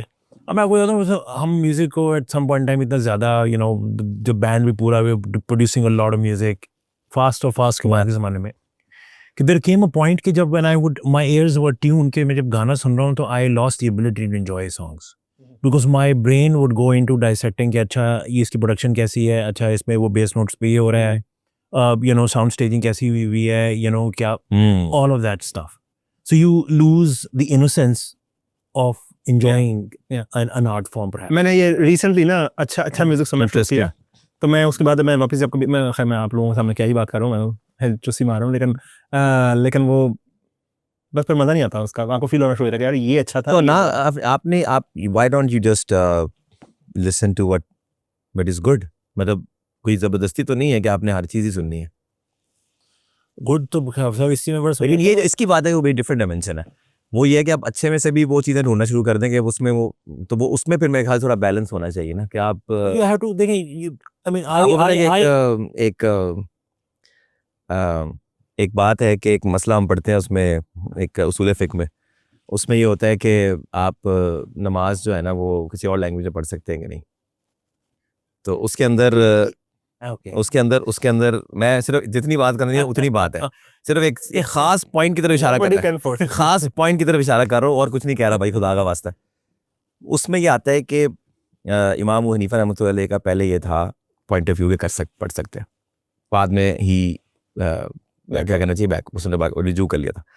लेकिन फिर एक सवाल आता है कि वो उन्होंने क्यों ये कहा था, तो उस पर एक आंसर जो लिखा हुआ है उसके अंदर बुक में वो ये है कि अरबिक ज़ुबान के बारे में भी ये कहा जाता है कि उसके अंदर इतनी ज़्यादा डेप्थ है कि जब आप उसकी बलागत और उसकी वो चीज़ों को जाएंगे तो आप नमाज में खड़े होकर ना ये चीज़ें सोचते रहेंगे। यानी आप उसके अंदर कि यार ये कैसी बात कही है, इसके अंदर ये भी नुक्ता है, ये भी नुक्ता है, ये भी नुक्ता है। You lose the innocence. तो वो फिर वो ये जो इसने बात की है ना कि उसमें आप वो जो इनोसेंस है ना कि आपने अल्लाह के सामने खड़े होना है, हुजूरी में रहना है, वो हुजूरी डिस्टर्ब होती है उसमें। बिकॉज वो मतलब देखा जाए तो कितनी बड़ी बात है ये कि मतलब उसके अंदर आप डिट्रैक्ट हो जाते हैं उसकी खूबसूरती की वजह से, मतलब उसके अंदर डेप्थ की वजह से आप उसके अंदर वो अपने तरफ ले जाती है। तो आप कहते हैं चलो यार आप की आप उसको Yeah. सुधा आप किसी और लैंग्वेज में पढ़ने तो आसान हो जाएगा आपके लिए। मैंने इसलिए कहा है ये बात तो ये ये है। उनका लॉजिक ये था, हाँ, उनका लॉजिक ये था। हाँ, किसी और में पढ़ेंगे तो आसान हो Okay, can जाएगा। you- पहले था, बाद खत्म हो गया, ठीक है। कैन यू लेकिन ये वही बात है ना, वो उसी तरह की बात है कि जब आप उसकी इतनी ज़्यादा डिटेल्स में, मैं जब जैसे इस्लामी पढ़ रहा था तो मैंने थोड़ा बहुत उलूम पढ़ लिए, मतलब जैसे उसूल फ़िक़्ह पढ़ा, तर्जमा पढ़ा, ग्रामर, सर्फ नहव, हर एक चीज़ के कुछ ना कुछ एस्पेक्ट्स होते हैं, तजवीद भी है, स्टाइल भी है। तो मैं उम्रे पे गया तो वहाँ पर शेख शुरैम पढ़े थे और मैं और क़यामुल लैल में पढ़ा था। तो मैं उस वक्त ये सोच रहा था यार इस आदमी को क्या मज़ा आ रहा होगा यार, इसको सारा कुछ पता है, यदि इसको वो सारी चीज़ें पता है और फिर ये किस रिदम से जा रहा है। सो पता है उसकी एक मैं बात बताऊँ आपको, उसके अंदर मैंने ये देखा है कि जैसे वो नहीं होता क्यूरी होती है, वो क्या इंडेक्सिंग होती है ना, कि क्यूरी जब बार बार इतना डेटाबेस से वो निकलना हो तो आप वो सारी क्यूरियाँ फिर इंडेक्स करके रख लेते हैं, बस इंडेक्स मारा और बाहर निकला है। तो मुझे लगता है कि अगर आप इन चीज़ों में उलझ रहे हैं ना तो आपने इंडेक्सर आपका नहीं चला हुआ सही तरह, तो आपने अपना इंडेक्सर चलाना होता है ताकि वो 15 चीज़ें जो आपने घूमनी है ना वो एक क्विक क्यूरी में बस नजर आए। तो ये आपकी लैक ऑफ प्रैक्टिस है of achieving that innocence while having that diverse perspective. और so Yeah. so in अब देखो ना अब इंडेक्सर भी आ गया यहाँ पे तो I'm all over the place. इसमें ना that's the whole point. Human brain for example दो thoughts को एक टाइम पे रख के चलाना ना, अभी इंडेक्सर we struggle with दो टेबल का जॉइन लगता है, बड़ा मुश्किल स्लो होता है काम। नहीं, मैं आपसे वो एग्जांपल कॉन्टेक्स्ट स्विच की बात आप कर रहे हैं, इंडेक्सर की सही एग्जांपल देने, वो जो सीपीयू में नहीं होता कॉन्टेक्स्ट स्विच के नया प्रोसेस। वो बात सही है, मैं इसको इस तरह से लेके जा रहा हूँ कि जब आप 15 टेबलों से डेटा लेके आना है आपने, राइट, तो एक वक्त में अगर जा रहे हो तो टाइम उसी पे लग रहा होता ना कि उधर से इधर आओ, मैच करो, ये करो, फिर वो करो। तो उस सारे का नतीजा ये है कि इस तरह तो नहीं चलना है। तो फिर आप कहते हो कि यार बस एक जगह रख लो, बस उसका मतलब ये होगा कि सारे उठा लो यहाँ से, राइट। तो उसकी वो वाली फॉर्म एग्जिस्ट करनी चाहिए आपके माइंड में ताकि आप सीधा चलते जाएं लेकिन सारा मजा आपको आ। लेकिन आप सर ये मैं फिर कहूँगा कि इसमें ना दो, so I give you another analogy so which I recently felt. For example ये जब लार्ज लैंग्वेज मॉडल्स के साथ आप इंटरेक्ट कर रहे होते हैं ना, तो एक तो ये है कि आपको पता है so in my back of the mind I know कि ये at the end of the day these are neural nets, these are floating point numbers, ये weights हैं, these been trained, pre-training थी, ये तो सारा कुछ था. This is nothing but maths. But at the same time when I interact with them, they sometimes seem to be alive. How do you keep those both thoughts in your head and then interact? मुझे लगता है human brain struggles. शायद at some point in time आपको एक चीज़ को let go करना होता है. मुझे मैं यही बात कह रहा हूँ कि मुझे लगता है, मैं उसका उसी पे एड्रेस कर रहा हूँ कि मुझे लगता है कि आपको ना अपने आप को ना एक थॉट ऐसी आप बनाएंगे। सूरह फातिहा आप पढ़ते हैं नमाज में तो उसमें भी यही होता है, बल्कि कुरान पढ़ते हुए होता है कि आप बेसिकली आपने जब तर्जमा पढ़ते हैं आप 3-3 घंटे भी एक आयत पे तकरीर सुन सकते हैं, या 15 सफ़े लिखे हुए हैं तफसीर में, उसी आयत पे बात हो रही है, उसकी ग्रामर पे बात हो रही है, उसकी हिस्ट्री पे बात हो रही है, उसकी जो है ना सियाक़ो सबाक़ सारी चीज़ें पे बात हो रही है। तो आप वो सारी चीज़ें पढ़ते हुए कहाँ से ज़हन में आएंगी, आपके नहीं आएंगी ना। तो मैंने ये चीज़ देखी है कि सूरह फातिहा पे आई प्रैक्टिस्ड कि यार मैंने ना कहना तो यही है अल्हम्दुलिल्लाह रब्बिल आलमीन, तो उसके अंदर अब ये सारा रब के ऊपर जो मौलाना अबुल कलाम आज़ाद ने कहा इतनी बातें लिखी हैं, तो वो होता ही है कि हाँ उसको आप एक ख़ास तरह से जब आप पढ़ के वो गौर करते हैं ना, फिर एक मीनिंग होता है आपके ज़हन में। But if you ask yourself कि यार मैंने सब कुछ सोचा है वो, तो your answer will be yes I have. वो ना मेरा दूसरा सर होता था लाइफ का, तबलीग में जब मैं गया तो डॉक्टर आरिज़ मानी मेरे father in law, x father in law, उन्होंने एक बात कही कि नमाज के फ़राइज़ बता रहे थे, तो कहते नमाज के फ़राइज़ में से तकबीर तहरीमा है, तो जो पहला अल्लाह अकबर है ना वो, तो मैंने कहा अच्छा उसमें क्या फ़र्ज़ है? कहते उसमें फ़र्ज़ ये है कि मतलब आपको पता हो कि आप क्या नमाज़ पढ़ रहे हो, आपका नीयत का होना, आपका ये है कि आप किस जगह पे हो, क्या नमाज है, क्या नीयत है। फिर आगे वो थोड़ा बात में देखा कि कई तो मसाले कैसे भी हैं जो कि काफ़ी देर तक अल्लाह अकबर ऐसे सोचते रहते हैं कि यार पहले वो जरा मंजर पूरा सामने लोड हो जाए फिर हम नमाज शुरू करेंगे। अच्छा, तो मुझे ना काफ़ी हिट कर गई, तो मुझे ऐसे मुझे हिट इसका कर गई कि मुझे हुआ कि यार हो सकता है नमाज ही ना होती अगर हम ये ना करें। तो मैंने प्रैक्टिस शुरू की कि यार पहला अल्लाह अकबर जो उस पर प्रैक्टिस करनी है। अच्छा, अब सारी नमाज का मेरा बेड़ा गर्क होता है, लेकिन जो पहला अल्लाह अकबर होता है उसमें सारा कुछ लोड हो जाता है फौरन, क्योंकि वो इतना वही प्रोसेस है यार ये बोला। हाँ ठीक है, ओके। कि उसमें, लेकिन इसमें इन रियलिटी तुम हर चीज विजिट नहीं करोगे। इन रियलिटी वो चीज नहीं है कि आप हर चीज में, लेकिन वो जो आप जिस चीज को आप एक्सेस कर रहे हो ना उस वक्त, उसमें सिर्फ इनोसेंस फिर नहीं है उस तरह से कि आप वो मेन स्ट्रीम मजा भी ले रहे हो, लेकिन उस सब में you feel connected to everything else that is there. एक मैं मजे की बात कहना चाह रहा हूँ, इससे जो बात कही थी थोड़ी स्लाइटली रिलेटेड है, बट मुझे याद आई कि I was talking to doctor Sarmad, ठीक है, जो हमारे टीचर है हुसैन साहब, NLP वाले। हाँ, वो मुझे उनसे बात हो रही थी, तो वो कह रहे थे उनका कोई जानने वाला गालिबन फ़खर साहब का बेटा या कोई इस तरह से वो रिसर्च कर रहा था कहीं, तो वो कतर में या कहीं पे ना LLMs पे इस तरह, तो मुझे भूल गया exact number, but he said के दे वर ट्रेनिंग LLM, ठीक है, उसको कर रहे थे तो कोई 170 मिलियन पैरामीटर्स पे या there was a number after which they felt there is consciousness kind of like. ये बड़ी मजे की बात कि उससे पहले वो चल रहा था, बस जैसे ही वो एक पैरामीटर से आगे गया ना तो उन्होंने कहा कि अब अपनी शुरू हो गया, कह रहे है है, तो कहता हो जबरदस्त खतरनाक बात है। ये बड़े आपने बड़ी इंपॉर्टेंट बात की, I think discussing the other day as well. जो लार्ज लैंग्वेज मॉडल्स को ट्रेन कर रहे थे, 2017 का जो पेपर है attention is all we need, तो द आइडिया वाज कि इनको ट्रेन करना है मॉडल्स को so that they can understand language. Reasoning came out as an emergent property. Yes, ये जो रीजनिंग अब नाउ तो अब आप एज ऑफ वो स्केलिंग से अब इन्फ्लुएंस पे मूव कर गए हैं, everyone's talking about reasoning was not a predicted property कि ये लैंग्वेज मॉडल्स रीजन भी कर सकेंगे। While they were doing that किसी ने प्रॉम्प्ट किया कि अच्छा let's think step by step. अब जब वो उसको स्टेप बाय स्टेप किया तो उसने रीजन करना शुरू कर दिया। तो जो आप ये कॉन्शियस पर मैं वो कह रहा हूँ eight the end of the day आपको ये भी सोचना है कि है ये हायर टेंसर मैट्रिक्स मल्टीप्लिकेशंस ही है, पर देन मेरा तीसरा क्वेश्चन ये है कि यही तो नहीं है कॉन्शियसनेस, कि यहाँ पे भी तो यही नहीं हो रहा। कुछ लोग कहते हैं ऐसी है, कुछ लोग कहते हैं ऐसी है कि इसको इतने ज़्यादा, लेकिन देखो अगर आप कॉन्शियस को डिफाइन कर दें तो मेरे ख्याल से उसको अचीव भी किया जा सकता है। मैंने कहा आप कोई भी चीज़ अगर ये कॉन्शियसनेस है और ये हमने अचीव करनी तो वो तो अचीवेबल है, क्योंकि मुझे लगता है कि साइंस में जो भी तरक्की हुई है, लोग अक्सर कहते हैं यार हम टाइम ट्रैवल कर लेंगे या हम ये कर लेंगे या हम वो कर लेंगे। मुझे ऐसा लगता है कि ऐसा कभी भी नहीं होगा। उसकी रीज़न ये है कि we find an example and then we reproduce it. ठीक, सो हमने देखा कि परिंदे उड़ते हैं, फिर हमने उनको स्टडी किया कि वो कैसे उड़ते हैं, कुछ नया तो हमने उड़ के दिखा दिया, लेकिन हमने कभी ऐसे किसी को ऐसे टाइम ट्रैवल करते देखा नहीं है अनलेस वी, और अब वो क्वांटम एंटेगलमेंट और इस तरह की चीज़ों को देख के लगता है कि शायद हो भी जाए करवाते वो देखिए कि वो क्यास करते हैं, नया एक रमूज वो खुल जाता है कि उसको भी स्टडी करो कि वो हो जाएगा। देखिए अभी जो फॉर एग्जांपल जो latest research that's come out in this कि अच्छा हम वैसे तो वो न्यूरॉन्स कहते हैं न्यूरल नेट्स में, but those are not really neurons much more complicated. वो सिर्फ इन आउट सिस्टम्स नहीं है, बिकॉज लुक मैं अभी देख रहा था उसका जैसे जब आप एनेस्थीसिया में होते हो your memory is gone, right? How is it your body still knows to perform all the functions in the right way? Large language model को अगर आप एनेस्थीसिया दे दे तो विल फॉरगेट एवरीथिंग, फोन बंद होता है, अलार्म फिर भी चल रहा है। So what they come up with is कि actually what is happening is कि हम देख रहे हैं एक व्हाटएवर बिलियन पैरामीटर्स के अगर इनपुट जाती है और उसकी एक आउटकम है उसको देख रहे हैं, and that's how these models work.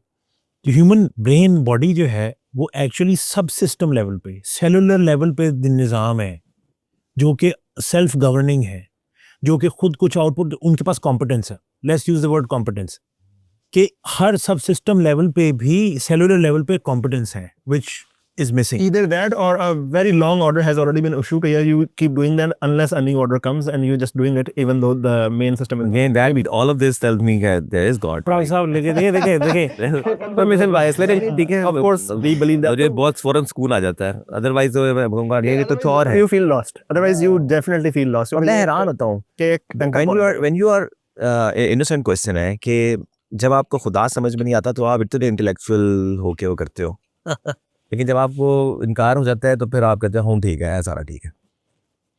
मुझे समझ में आती है कि इनकार ही करना था, इनकार करने के बाद जॉब डन। अब ये सारा जो chaos है, the more you explore it humbles you. It should not make you arrogant, you know. Yes. And so the more you do you understand what सारे अच्छे बड़े लोग, मैंने तो देखा है, सारे अच्छे बड़े लोग जो है वो उनका ये सुनते हैं कि वो चुप ही रहते हैं, इतना पैपा नहीं करते, खाली साली पढ़ना ज्यादा खड़कता है। अच्छा मुझे ऐसा लगता है मोशा ये मतलब ये ट्रॉमा रिएक्शन है मुझे लगता है कि ये जो सारा होल एथियस it's almost a reaction to something, ये नेचुरल नहीं मुझे लगती बात। सही। किस तरफ जा रही है जी ये सर्विसेज का क्या बनने लगा है? क्या आप कोडिंग निंजा में भी होते हैं आप, मतलब? कोड निंजा तो मैं था, just recently joined Syngenta as the head of AI. मुझे लगता है कि एक बड़ा सी चेंज आने वाला है एज स्पीक, मतलब द मोर यू लुक, और बड़ा सी चेंज मतलब? बड़ा sea change in the way the whole business software is going to work. इस पे तो आप गुरु है, आप बताएंगे। मैं अपने राय देता हूँ, लेकिन ओपन की सुनो जरा। हमने अपना गुरुपन दिखा लिया। ये पिछले 4-5 सालों में जो कुछ हुआ है, मुझे लगता है थोड़ा सा ये साल बड़ा इंटरेस्टिंग भी था। ये इंटरेस्टिंग इस तरह भी था कि बहुत सारी चीज़ें सेटल डाउन भी करना शुरू हो गया already. Sure. Little sooner than जो एक वो पागलपन, if you remember last year था कि अच्छा जी AGI is round the corner, निहाल डेड पहले everyone was talking about AGI, वो that settle down. All the amount of investment stocks जो है वो आप देखें थोड़ा थोड़ा करेक्शन हो रही है। श्योर। सो मुझे लगता है कि प्रॉबली पहले एक ऐसी फेयर और फीलिंग थी कि एक दिन आएगा will all wake up and then there is this god like entity AGI somewhere and now we're staring at each other कि what has happened. But I think it's going to be a gradual change.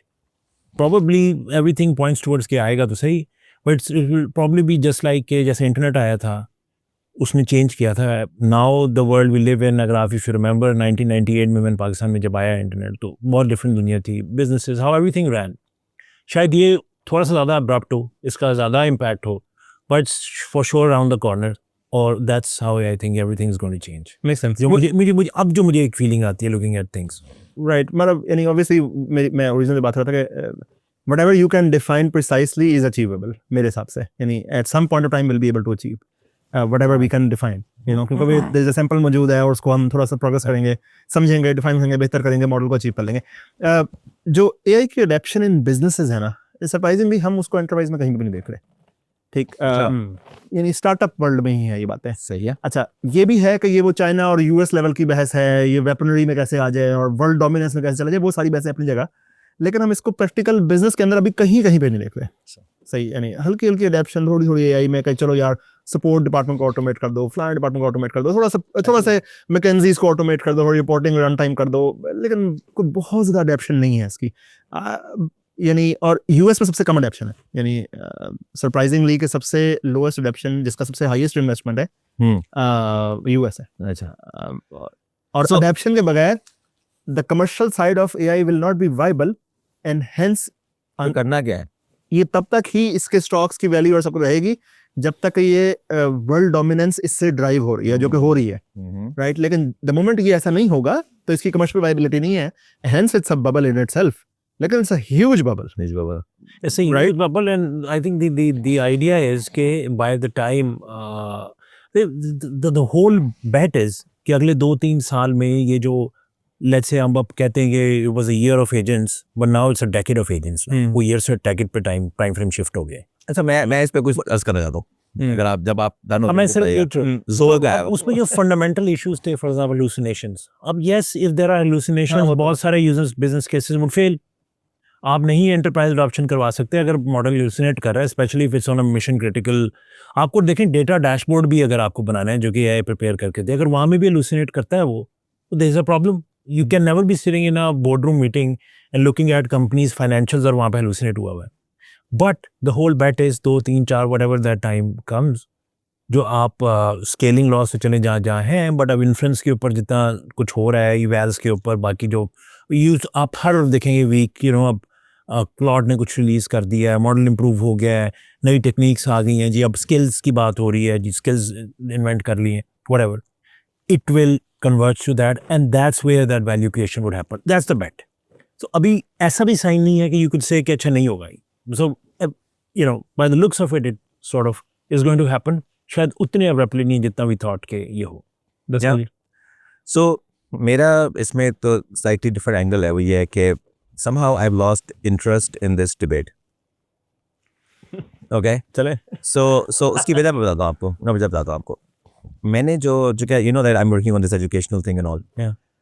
तो मैंने एक चीज़ realise की है कि हम जो सारे IT में जाते हैं और IT ओरिएंटेड उसकी फाइन लाइंस को सोचना चाहते हैं, उसकी एक और बड़ी वजह ये होती है कि जब हम डिग्री चूज़ करने लगते हैं ना, तो हमारे सामने कुछ 4-5 ऑप्शंस होती हैं और आपको कहा जाता है कि इनमें से बता दो तुमने क्या करना है।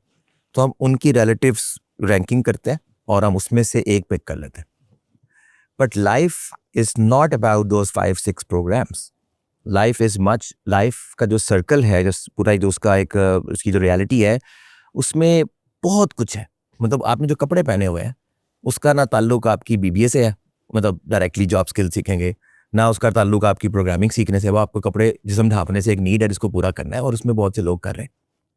तो मैं सबसे पहले ये समझता हूँ कि जो मेन कंसर्न, जो टॉक ऑफ द टाउन होनी चाहिए ना, वो इस लेवल पे होनी चाहिए कि what is missing in the market, यानी व्हाट द गैप बेसिकली, जिसको एंटरप्रेन्योरशिप इनोवेशन आप बात करते हैं।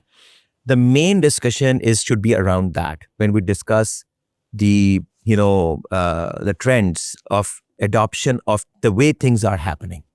ठीक है? Once you figure out a gap, ठीक है, then you naturally technology will come and naturally the AI will come. ठीक है, मतलब क्योंकि जब आप देखते हैं कि यार इसको बेहतर तरीके से करना है तो कैसे करना है, तो उसमें जो भी सही तरीका है, प्रॉब्लम सॉल्व होना चाहिए। AI से होता है, वेरी गुड, टेक्नोलॉजी से होता है, very good, word of mouth से होता है, व्हाटएवर। ठीक है। दूसरी बात यह है कि जो AI की पूरी डिस्कशन है ना, वो मैं इस पर अगली बात में कर लूँगा। वो ये है कि हमारी ज़्यादातर की जो अपॉर्चुनिटी मैंने जो देखा है पिछले 2-3 डेकेड्स की, जो मेरे सामने की चीज़ें हैं, वो सारी की सारी अपॉर्चुनिटी हमारी होती है वेव चेजिंग वाली, joining the wave, chasing the wave. ठीक है, riding the wave may be. ठीक है, इसलिए हम ट्रेन नहीं होते। जब वेव हमें सपोर्ट नहीं करती तो हम वी आर गॉन। जब हमें वेव सपोर्ट नहीं करेगी तो हमें पता ही कुछ नहीं कि क्या करना है। ठीक है, वेव हमें उड़ा के ले जाए तो हम भी बैठ जाते हैं। तो yes, AI is a wave, yes, because, और जो वेव होती है उसका यही सबसे बड़ा फ़ायदा होता है कि वो जब आती है तो पिछली सबको वो फेर के निकल आती है। तो हर चीज़, नए आइडिया की ज़रूरत नहीं पड़ती, आपने सिर्फ कोई यूज़ केस पकड़ना है और उसमें वो चीज़ अप्लाई करनी है और वो आप एकदम से मिलियनर हो गए। ठीक है, तो इसलिए सारे AI कर रहे हैं। मुझे लगता है AI किधर जाएगी किसी को कोई इंटरेस्ट नहीं है एज सच, अनलेस उन्हें ये नज़र आता है कि यार हमें कुछ समझ आ जाए तो हम कोई, मतलब हमारे लिए कुछ है उसमें। नहीं, जो कहने किसी को इंटरेस्ट नहीं है, वो शायद आप बिजनेसेस की बात कर रहे हैं। बिजनेसेस, हाँ, ओके, मतलब ये बात, बहुत लोगों को हाँ, interest है, तो लेकिन मैं कह रहा हूँ कि जो हम सारे जो कंपनियों वाले, जो IT इंडस्ट्री के जो लोग हैं, वो उनको बेचारों का मसला ये पड़ा हुआ है कि उनका अगर बिजनेस हिट हुआ है तो अब उनका एक again they are forced to get into this new direction because there is nothing else they can do. They cannot think about anything else. They cannot prove their usefulness in any other way. It's just कि वो industry को मसला इसलिए पड़ा था कि industry use और services में हम लोग आउटलेटेड हो चुके हैं। तो मैं ये कहता हूँ कि somehow मैं जो कहना चाह रहा हूँ ये कि AI किधर जाएगी नहीं जाएगी, आगे क्या होगा, इससे ज़्यादा इम्पोर्टेंट डिस्कशन ये होनी चाहिए कि यार दुनिया को अब इस वक्त और क्या चाहिए, एंड लेट्स ऑफर कर सकते हैं। यस, अगर आप वो एरिया फाइंड आउट करें तो जो road to the innovation is so empty, मतलब उसके अंदर you will enjoy your ride, like मजे से कोई कर ही नहीं रहा होगा वो काम। दैट इज़ माई प्रोडक्ट्स की बात। और मेरी एक अजीब सी टेक है, आप इस पर राय दे दें, मुझे भी फ़ायदा होगा। मेरा ये ख्याल है, लोग अक्सर सवाल पूछते हैं पाकिस्तान से प्रोडक्ट्स क्यों नहीं निकलती। मुझे लगता है उसकी वजह यह है कि पाकिस्तानियों की ट्रेनिंग इस तरह की गैप एनालिसिस में और नीड असेसमेंट में नहीं हुई होती।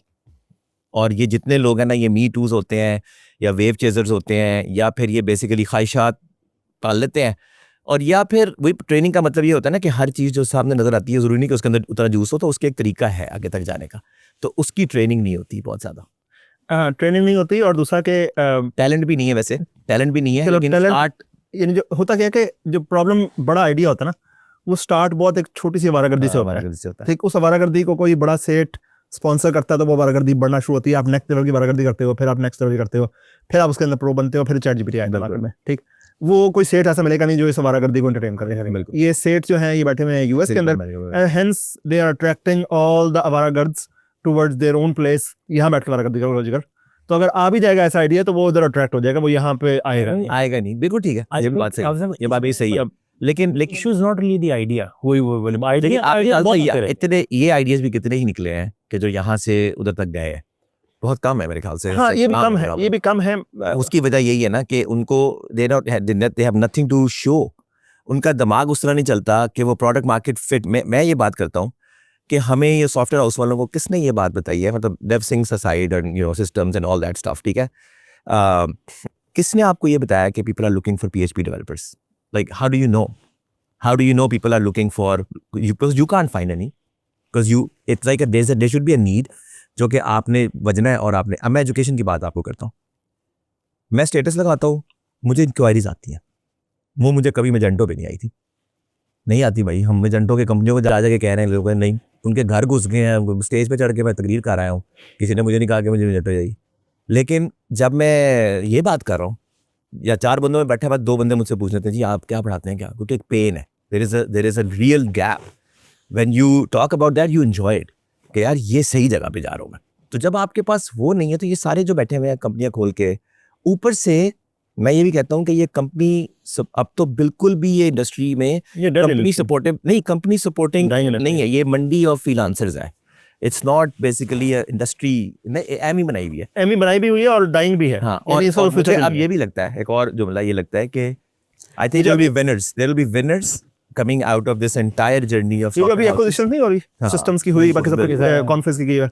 दैट्स आल्सो अ सिग्नल के मार्केट डाइंग है. ठीक है, क्योंकि वो अपने शेयर होल्डर्स को अपनी ऑर्गेनिक ग्रोथ नहीं दिखा पा रहे. तो inorganic growth is the way to go. ठीक है, सिस्टम में मेरे का मसला नहीं, हमारा भी ये मसला सबका ये मसला है. एवरीवनस लुकिंग फॉर राइट कि यार कंसोलिडेट करो, साइज बड़ा करो, साइज और समझ में आ जाएगा और मुश्किल हो जाएगा ना टू रियली गेट सम. तो छोटों में तो वैसे ही आजाद हो भी गया था, हो भी रहा है, इंडस्ट्री भी चल रही है. बड़ों के लिए भी आजाद ही हुआ है. मसला ये है कि ये इंडस्ट्री डाइंग है. ठीक, और जितने आप बड़े साइज पहुंच गए उतना आपने गिरना भी जरूरत हो सही है. ठीक, तो जितनी जल्दी आप कन्वर्ट कर दो.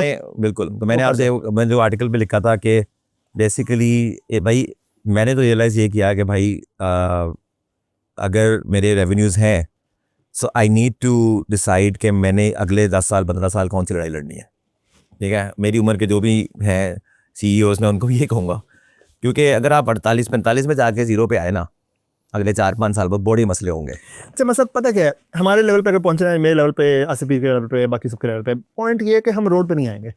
राइट, ये बात है. तो वो खेलते रहेंगे, मतलब वो खेलते रहेंगे. हाँ. अच्छा, और अगर रोड पे भी आएंगे ना तो कुछ ना कुछ कोई 10-12 मिलियन डॉलर लेके रोड पे आएंगे. बिल्कुल ऐसी है. ठीक है, तो वो 10-12 मिलियन डॉलर इतना होगा कि हमें पाकिस्तान में दोबारा कभी ये सोचने की जरूरत नहीं है. तो वो मतलब हमारे अंदर वो पेन आ सकती ही नहीं है कि जो 15 साल की प्लानिंग, हमारा कंपैरेटिव डिसएडवांटेज उतना है ही नहीं. बिल्कुल. और उन्हीं का काम है कि वो इस वेव में, अपनी इस मेज में से अपने आप को निकालने की कोशिश करें for fun if they enjoy it.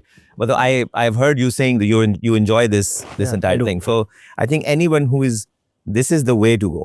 If you love solving this problem, then you should do it. If you just not like your life कि यार ये क्या मुसीबत में मैं पड़ा हूँ, ये बड़ी बकवास जिंदगी है. और मैं लिटरली मैं आपको बता रहा हूँ कि मैं पिछले 12-14 साल मैंने ये गुजारे हैं. चलो पहले 4 साल तो चलो ठीक आदत डाल रहा था. पिछले 4-5-7 साल जो मैंने गुजारे हैं, I forgot how to what is the meaning of peaceful sleep. Yeah. There was no sleep and now I sleep.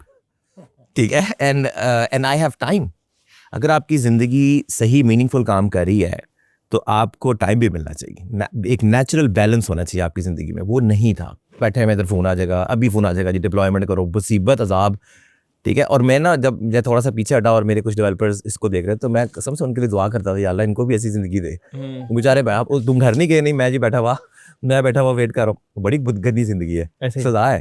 तो लेकिन ये बड़ा इंटरेस्टिंग टाइम है और इसमें फोरसी करना बहुत ज़रूरी है. चीज़ जिसके अंदर वो सेंस नहीं है ना, वो बहुत बुरा पिटेगा. हाँ, मतलब ये भी वही ज़रूरत है जो कि फॉर एग्जांपल ये वाइट कॉलर की ब्लू कॉलर ज़रूरत है.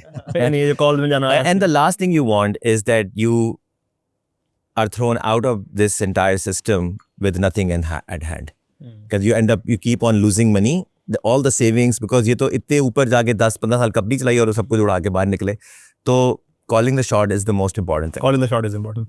कल मैं आरिफ हबीब साहब का सुन रहा था, कोई सेशन उनका था किसी और से, तो वो कहते कि यार हमारी इंडस्ट्री में कामयाब हुई है जिसको पता है कि वो ईगो से नहीं चल रहा, बस अब हार गया ना तो यहाँ से हार मान ले, call of the losses and move on. ये जो कहता ना, नहीं यार मैं इस बैट के साथ खड़ा हूँ, तो वो बेचारा फारिग है. Don't throw good money after bad money. Fallacy of sunk cost. हो गया तो then just because वो ट्रेडिंग में बड़ा होता है, the people throw good, the reason why chess में बड़ा होता है. हमने एक मूव कर दिया, उसे कमिट करने के. अच्छा, मैं ट्रेडिंग में बताऊं कि जो retail, so more than 98% of traders lose, 96% है lose, 4% बनाते हैं. 96% retail traders, and most of that boils down to the fact keeping the discipline, not cut your losses, move on. Cut your psychological है, move on. पर then इसमें मतलब एक ये भी है चीज़ के अब जैसे अब you trying to find that whatever you know ये एजुकेशन में यू हैव फाउंड। अच्छा ऐसा मसला ये होता है कि ये आपको लग रहा है और अल्लाह करे ऐसा ही हो और मैं I am so happy for you. थोड़ा सा हाइंडसाइट में समझ में आता है मैं आपको बताता हूँ मैं क्यों सही मुझे लगता है ये है। हाँ वैसे मुझे लगता है कि आपने वाकई फाइंड कर लिया हाँ, क्योंकि बाहर वालों को भी लग रहा था कि आपका यही है। मैं उसको ऐसे देखता हूँ, ये नहीं कि मैं आज से मैंने ये कहा है। You know, I have been told by people who know me since last 30 years or so, कि you were always like this. And when I look at it from this perspective, reflect जब मैं करता हूँ तो मुझे लगता है the only hurdle was कि आप ये सोचते हो कि यार नहीं यार मैं ये कैसे कर सकता हूँ। मैंने तो BCS किया हुआ है, मैं तो प्रोग्रामिंग सीखी है, तो एक बहुत बड़ा बैरियर है ये कि आप अपने आप को उससे। और मज़े की बात ये है कि जब मैं हैरान होता हूँ कि जो फेल होता है ना उसके बाद वो कहता है आजकल तुम ये कह रहे हो, कहना जी मैं फीस सेट दुकान पा लेती है, वो चंगा भला खुश है वो उसमें, है ना। और वो कोई और बिजनेस शुरू कर दिया है, वो बड़ा खुश है उसमें। और हमारे जो वो लोग थे जो बहुत अच्छे प्रोग्रामर नहीं बने सॉफ्टवेयर हाउस में, तो अवेले तो नहीं फिर रहे, बहुत बड़े ज़बरदस्त है, बड़ा अच्छा काम। जो अच्छे प्रोग्रामर थे वो किसी काम के नहीं है इस टाइम, वो मुसीबत में पड़ गए। तो मुझे लगता है कि जो रियल तरीका ये होता है कि आप जो बाय डिफॉल्ट करते हो, आप डिफाइन ना करो कि मुझे क्या पसंद है, ये छोड़ो भाई। आप सिर्फ ये देखो कि आप करते क्या हो ज़्यादा, आपको किस चीज़ का शौक है ज़्यादातर करने का, बस वो ही करना है। उसमें सिर्फ आपने बिजनेस एंगल ढूंढना है। वो कहते हैं प्रोडक्टाइज योरसेल्फ। आपने ये देखना है कि जो मैं काम कर रहा हूँ मुझे उसके पैसे मिलते हैं, ठीक है, तो बस फिर, और मुझे मज़ा भी आता है। अब अभी मेरी मीटिंग थी एक अल्फा टावर में, तो मैं वहाँ से निकल के आ रहा था, तो मेरी क्लास भी थी, तो मैंने कहा यार मेरी क्लास है, मैं निकल रहा हूँ, ठीक है। तो वो 1-on-1 क्लास थी मेरी किसी के साथ। तो अब मैं रास्ते में गाड़ी चला रहा हूँ, वैसे अच्छी बात नहीं है, ठीक है, लेकिन मैं जनाब उसको पता नहीं क्या क्या पढ़ा रहा हूँ, मज़े ले रहा हूँ। मतलब म्यूज़िक से ज़्यादा अच्छा मज़ा नहीं, कि जिस तरह मज़ा करता ना कि LCM ये फलाना ढींगना ये वो। तो मुझे लगा कि this is what I do and I love it. Like अभी आप मुझसे रात के 3 बजे पूछें फ़ोन करके, आप सब ये एक मसला समझ नहीं आ रहा, तो मैं उस पर बात करना चाहता हूँ। That is how I determine कि what I want to do. And then मैंने जितनी चेकलिस्ट सोची है ना एक एंटरप्रेन्योरशिप की, 2-3 कंपनियों में रह के चला के, अल्लाह का शुक्र है कि वो सारी पूरी बैठती हैं उस पर, तो मैं कर रहा हूँ। अब भी कुछ गलत है तो मैं गारंटी तो कोई नहीं है। You found your ikigai, huh? Ikigai kind of. It is like the opportunity, skill and you know passion. और मेरे दूसरी बात ये कि once after all these things, I mean, I am not inshallah ta'ala going to be exploited. I always wanted कि मेरी जो company है ना, उसमें जो काम वो कंपनी करी ना वो सबसे अच्छा मैं करता हूँ। Like at the core function उसका सबसे अच्छा मेरे पास हो, दूसरा बंदा आराम से बैठ के मेरी बात सुने, यार चौका के मेरी बात सुन। वो सर्विसेज में नहीं था ऐसा। सर्विसेज में यू स्टार्ट गेटिंग एक्सप्लॉइटेड। अगर आपकी अच्छी टीम नहीं है, वो आपको नहीं इज्जत देती, वो इस तरह समझते हैं कि यार आपको क्या पता फलां ठीक, आप तो कोडिंग नहीं करते हो बस आप, तो फिर then you can't enjoy that unless they treat you, the vision को समझें और वो सारा, तो वो इस पर सींग फंसा लें कि मतलब ये नहीं हो सकता वो नहीं, तो फिर you don't enjoy doing any. इसमें मुझे ये पता है कि I can single handedly sort of take it So that's your future why of इंशाल्लाह। सही। आपका वो लेजर वाला जो काम था वो क्या फ्यूचर वाई क्या है उसमें, वो उसका विजन क्या है? ये एजुकेशन है बाय द वे, हमने कहा ये आखिरी इस पे एंडिंग। और इनका मुझे बताएं कि ये are you pursuing it, like वो तुम्हारी हॉबी है कुछ, उसको कर रहे हैं हम लोग, like for the what is the next big thing? पहले मैंने करंट थिंक किया था बोल रहा। So basically it's an interesting thing to think about. ये एक ऐसी चीज़ है which is at the intersection of arts and science. So आप म्यूजिक और आप वेदर इट्स विजुअल बात करें, so there is a whole art piece, एक आर्ट है, क्रिएटिव थॉट है, डिज़ाइन करते हैं आप musically, but then it has to be driven through a lot of technology. So ये आर्ट्स और टेक्नोलॉजी के इंटरसेक्शन पे है। सो फॉर एग्जाम्पल अगर मैं आपसे we are having this conversation right. अच्छा एंड मैं पॉज करूं, 17 मिनट रह गए मगर मैं कह रहा था, लेकिन मगर पढ़ लें 17 मिनट पहले पढ़ लेते हैं। मेरे थॉट को ये से शुरू करेंगे कि यार लेजर वाले से, ठीक है, बहुत अच्छा, वेरी गुड। मैं एक मिनट मांग करते, मेरा वजू है, आपका वजू है, मेरा भी है रोलिंग लेजर। अच्छा तो आप कोई लेजर के मुताबिक आते हो? ओके, एक फ्यू इयर्स अगो ना, myself and Zulfi Coke Studio जो प्रोड्यूसर भी है अभी, हम लोग ने we started off this company etcetera as well. तो एसेंशियली व्हाट इट इज कि it's an intersection of technology और आर्ट्स। अच्छा, आपको मैं थोड़ा सा एक पिक्चर पेंट करता हूँ कि आप उसको इस तरह सोचिएगा कि हम लाइव म्यूज़िक एक्सपीरियंसेस डिज़ाइन करते हैं। फोकस फॉर एग्जांपल एक तो कोक स्टूडियो है जो कि आप देखते हैं, पर कोक स्टूडियो कुछ शोज़ ऐसे होते हैं कि हम उन्हीं स्टोरीज़ को, उन्हीं नैरेटिव्स को अब आप लाइव कॉन्सर्ट में कैसे लेके जाएंगे। बिकॉज अगर आप लास्ट कपल ऑफ सीजन अगर आपने फॉलो किया था वो आइडिया होगा कि these are not just songs, ये स्टोरीज हैं, इसका पूरे नैरेटिव्स हैं, इसके अंदर यू नो एनवायरनमेंट्स क्रिएट की गई हैं, उनकी पूरी एक कहानी है, सो ऑन सो फोर्थ। काफी हर बात है। तो कार बात है। तो अब वो आप उसको लाइव कैसे लेके जाएंगे? There has to be an adaptation of कि ये लाइव स्टोरी टेलिंग कैसे होगी थ्रू म्यूजिक। तो अभी हम कॉन्वर्सेशन करते थे साउंडस्केप की कि अच्छा ये एक आपके पास साउंडस्केप है, इसमें आप नोट्स, इंस्ट्रूमेंट्स, तो वोकल क्या आएंगे जी, आपके जो वोकल कॉर्ड्स के थ्रू प्रोड्यूस कर रहे हैं, इसी तरह इंस्ट्रूमेंट्स प्लेस होते हैं। अब आप उसको एक्सटेंड आउट करें इनटू द फिजिकल वर्ल्ड। वो क्या है कि अच्छा जी अब आपके पास विजुअल्स भी हैं, अब आपके पास डिफरेंट टाइप्स ऑफ फिक्सचर्स भी हैं, जिसमें लेजर्स एक हमने बात की, लाइट्स हैं, इसके अंदर बहुत सारी जैसे वो हाथ टाइमर का होता है, जैसे वो ऊपर तक नजर आता है और पूरा नजर आता है। आप थिएट्रिक्स को भी ले आए, इमर्सिव एक्सपीरियंस, इमर्सिव। अब इन सारे एलिमेंट्स को ले आए and now think of it these elements as part of the musical arrangement. जैसे एक इंस्ट्रूमेंट आया था, एक नोट आया था इस एक सर्टेन टाइम के ऊपर, उसी तरह एक लाइट भी आएगी एज एन एक्सप्रेशन, एक extension of music. So you got to think of it like this. वो फिर जब आप when you see that happening, एक तो सुन रहे हैं आप, बट देन वो जब आप यू नो उस लाइव एक्सपीरियंस को भी आप करते हैं, सो वो फिर then accentuates the whole story telling. और कितनी डायमेंशन है, लाइट है और क्या क्या होता है? सो उसके अंदर आप एसेंशियली आपकी ये सारी सेंसेस ही हो रही होती हैं। क्राउड है आपका, वाइब्रेशंस हैं जो कि साउंड की आ रही हैं, आपकी लाइट्स हैं, विजुअल्स हैं, प्रॉप्स हैं, स्मोक आएगी, यू नो आपके कन्फेटीज हैं। अच्छा वो भी उसके अंदर फिर सरप्राइज एलिमेंट पूरा उसमें थिएट्रिक्स का है कि अच्छा रिवील कैसे होनी है किसी चीज़ को, आपने कोई कैरेक्टर रिवील करना है, वो कैसे होगा, you know. So there is a whole lot of story telling that goes into वो डिजाइनिंग दोस थिंग्स। जगह पर से आता है। आई थिंक इट्स बड़ा फैसिनेटिंग। अच्छा इंटरेस्टिंग इनफ मैं आपको ये बताऊंगा कि फॉर एग्जाम्पल अगर आपने म्यूजिक में ये टाइमिंग की बात कर रहे थे, अभी ताल की बात कर रहे थे कि अच्छा अगर वो जैसे आप कहते हैं कि नोट है वो अगर ऑफ है तो वो ऑफ है, ठीक है। सिमिलरली अगर एक नोट लेट आ रहा है वो भी आप फील कर लेते हैं। सिमिलरली अच्छा मैंने ये बात की कि ये जो सारे फिक्सचर्स हैं, ये जो सारी चीज़ें हैं, ये भी पार्ट ऑफ द अरेंजमेंट है। अब अगर ये भी टाइम पे नहीं आएंगे, ये लेट आएगा, तो वो ऑफ लगेगा। क्योंकि अगर आप मेजॉरिटी अगर आप शोज़ वगैरह देखें तो लाइट्स बस कुछ कर रही हैं या कुछ हो रहा है या नहीं हो रहा, म्यूज़िक चल रहा है और बस कुछ है, right. But then as soon as आप उसको लेके आते हो टाइम में, and when I say time we are talking milliseconds of latency, so then the impact मतलब वो एक रेजोनेंस वाला इम्पैक्ट है कि 10x इम्पैक्ट है। But to be able to do that precision it has to be driven by technology. Technology भी आपको enable कर सकती है कि एक एग्जैक्ट जहाँ पे स्नेयर हिट आई है, there is something that happens to that visual arena.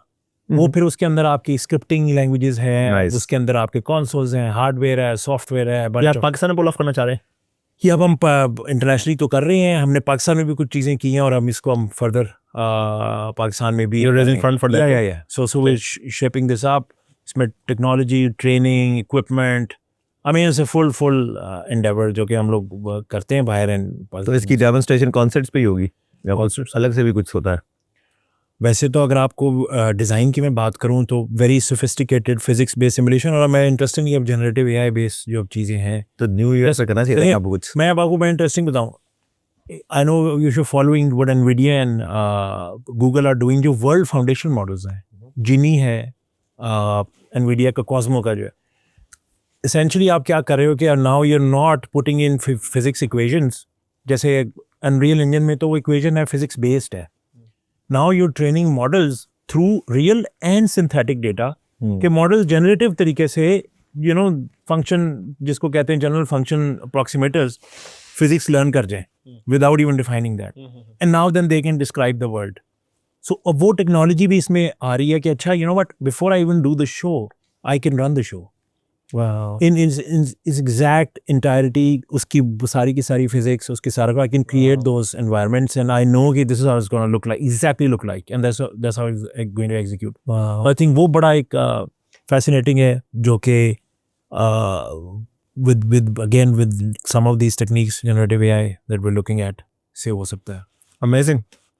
तो जी काफ़ी अच्छी conversation रही from I don't know from the religion part and the AI part and so time बताएगा, music part और the time बताएगा कि हाँ अल्लाह खैर रखे। तो I hope you guys learned something. If you guys want to reach out to them, he's into education, he's into music and AI, and I am into many things startup related. So if you want to reach out, you can reach out to us on our socials.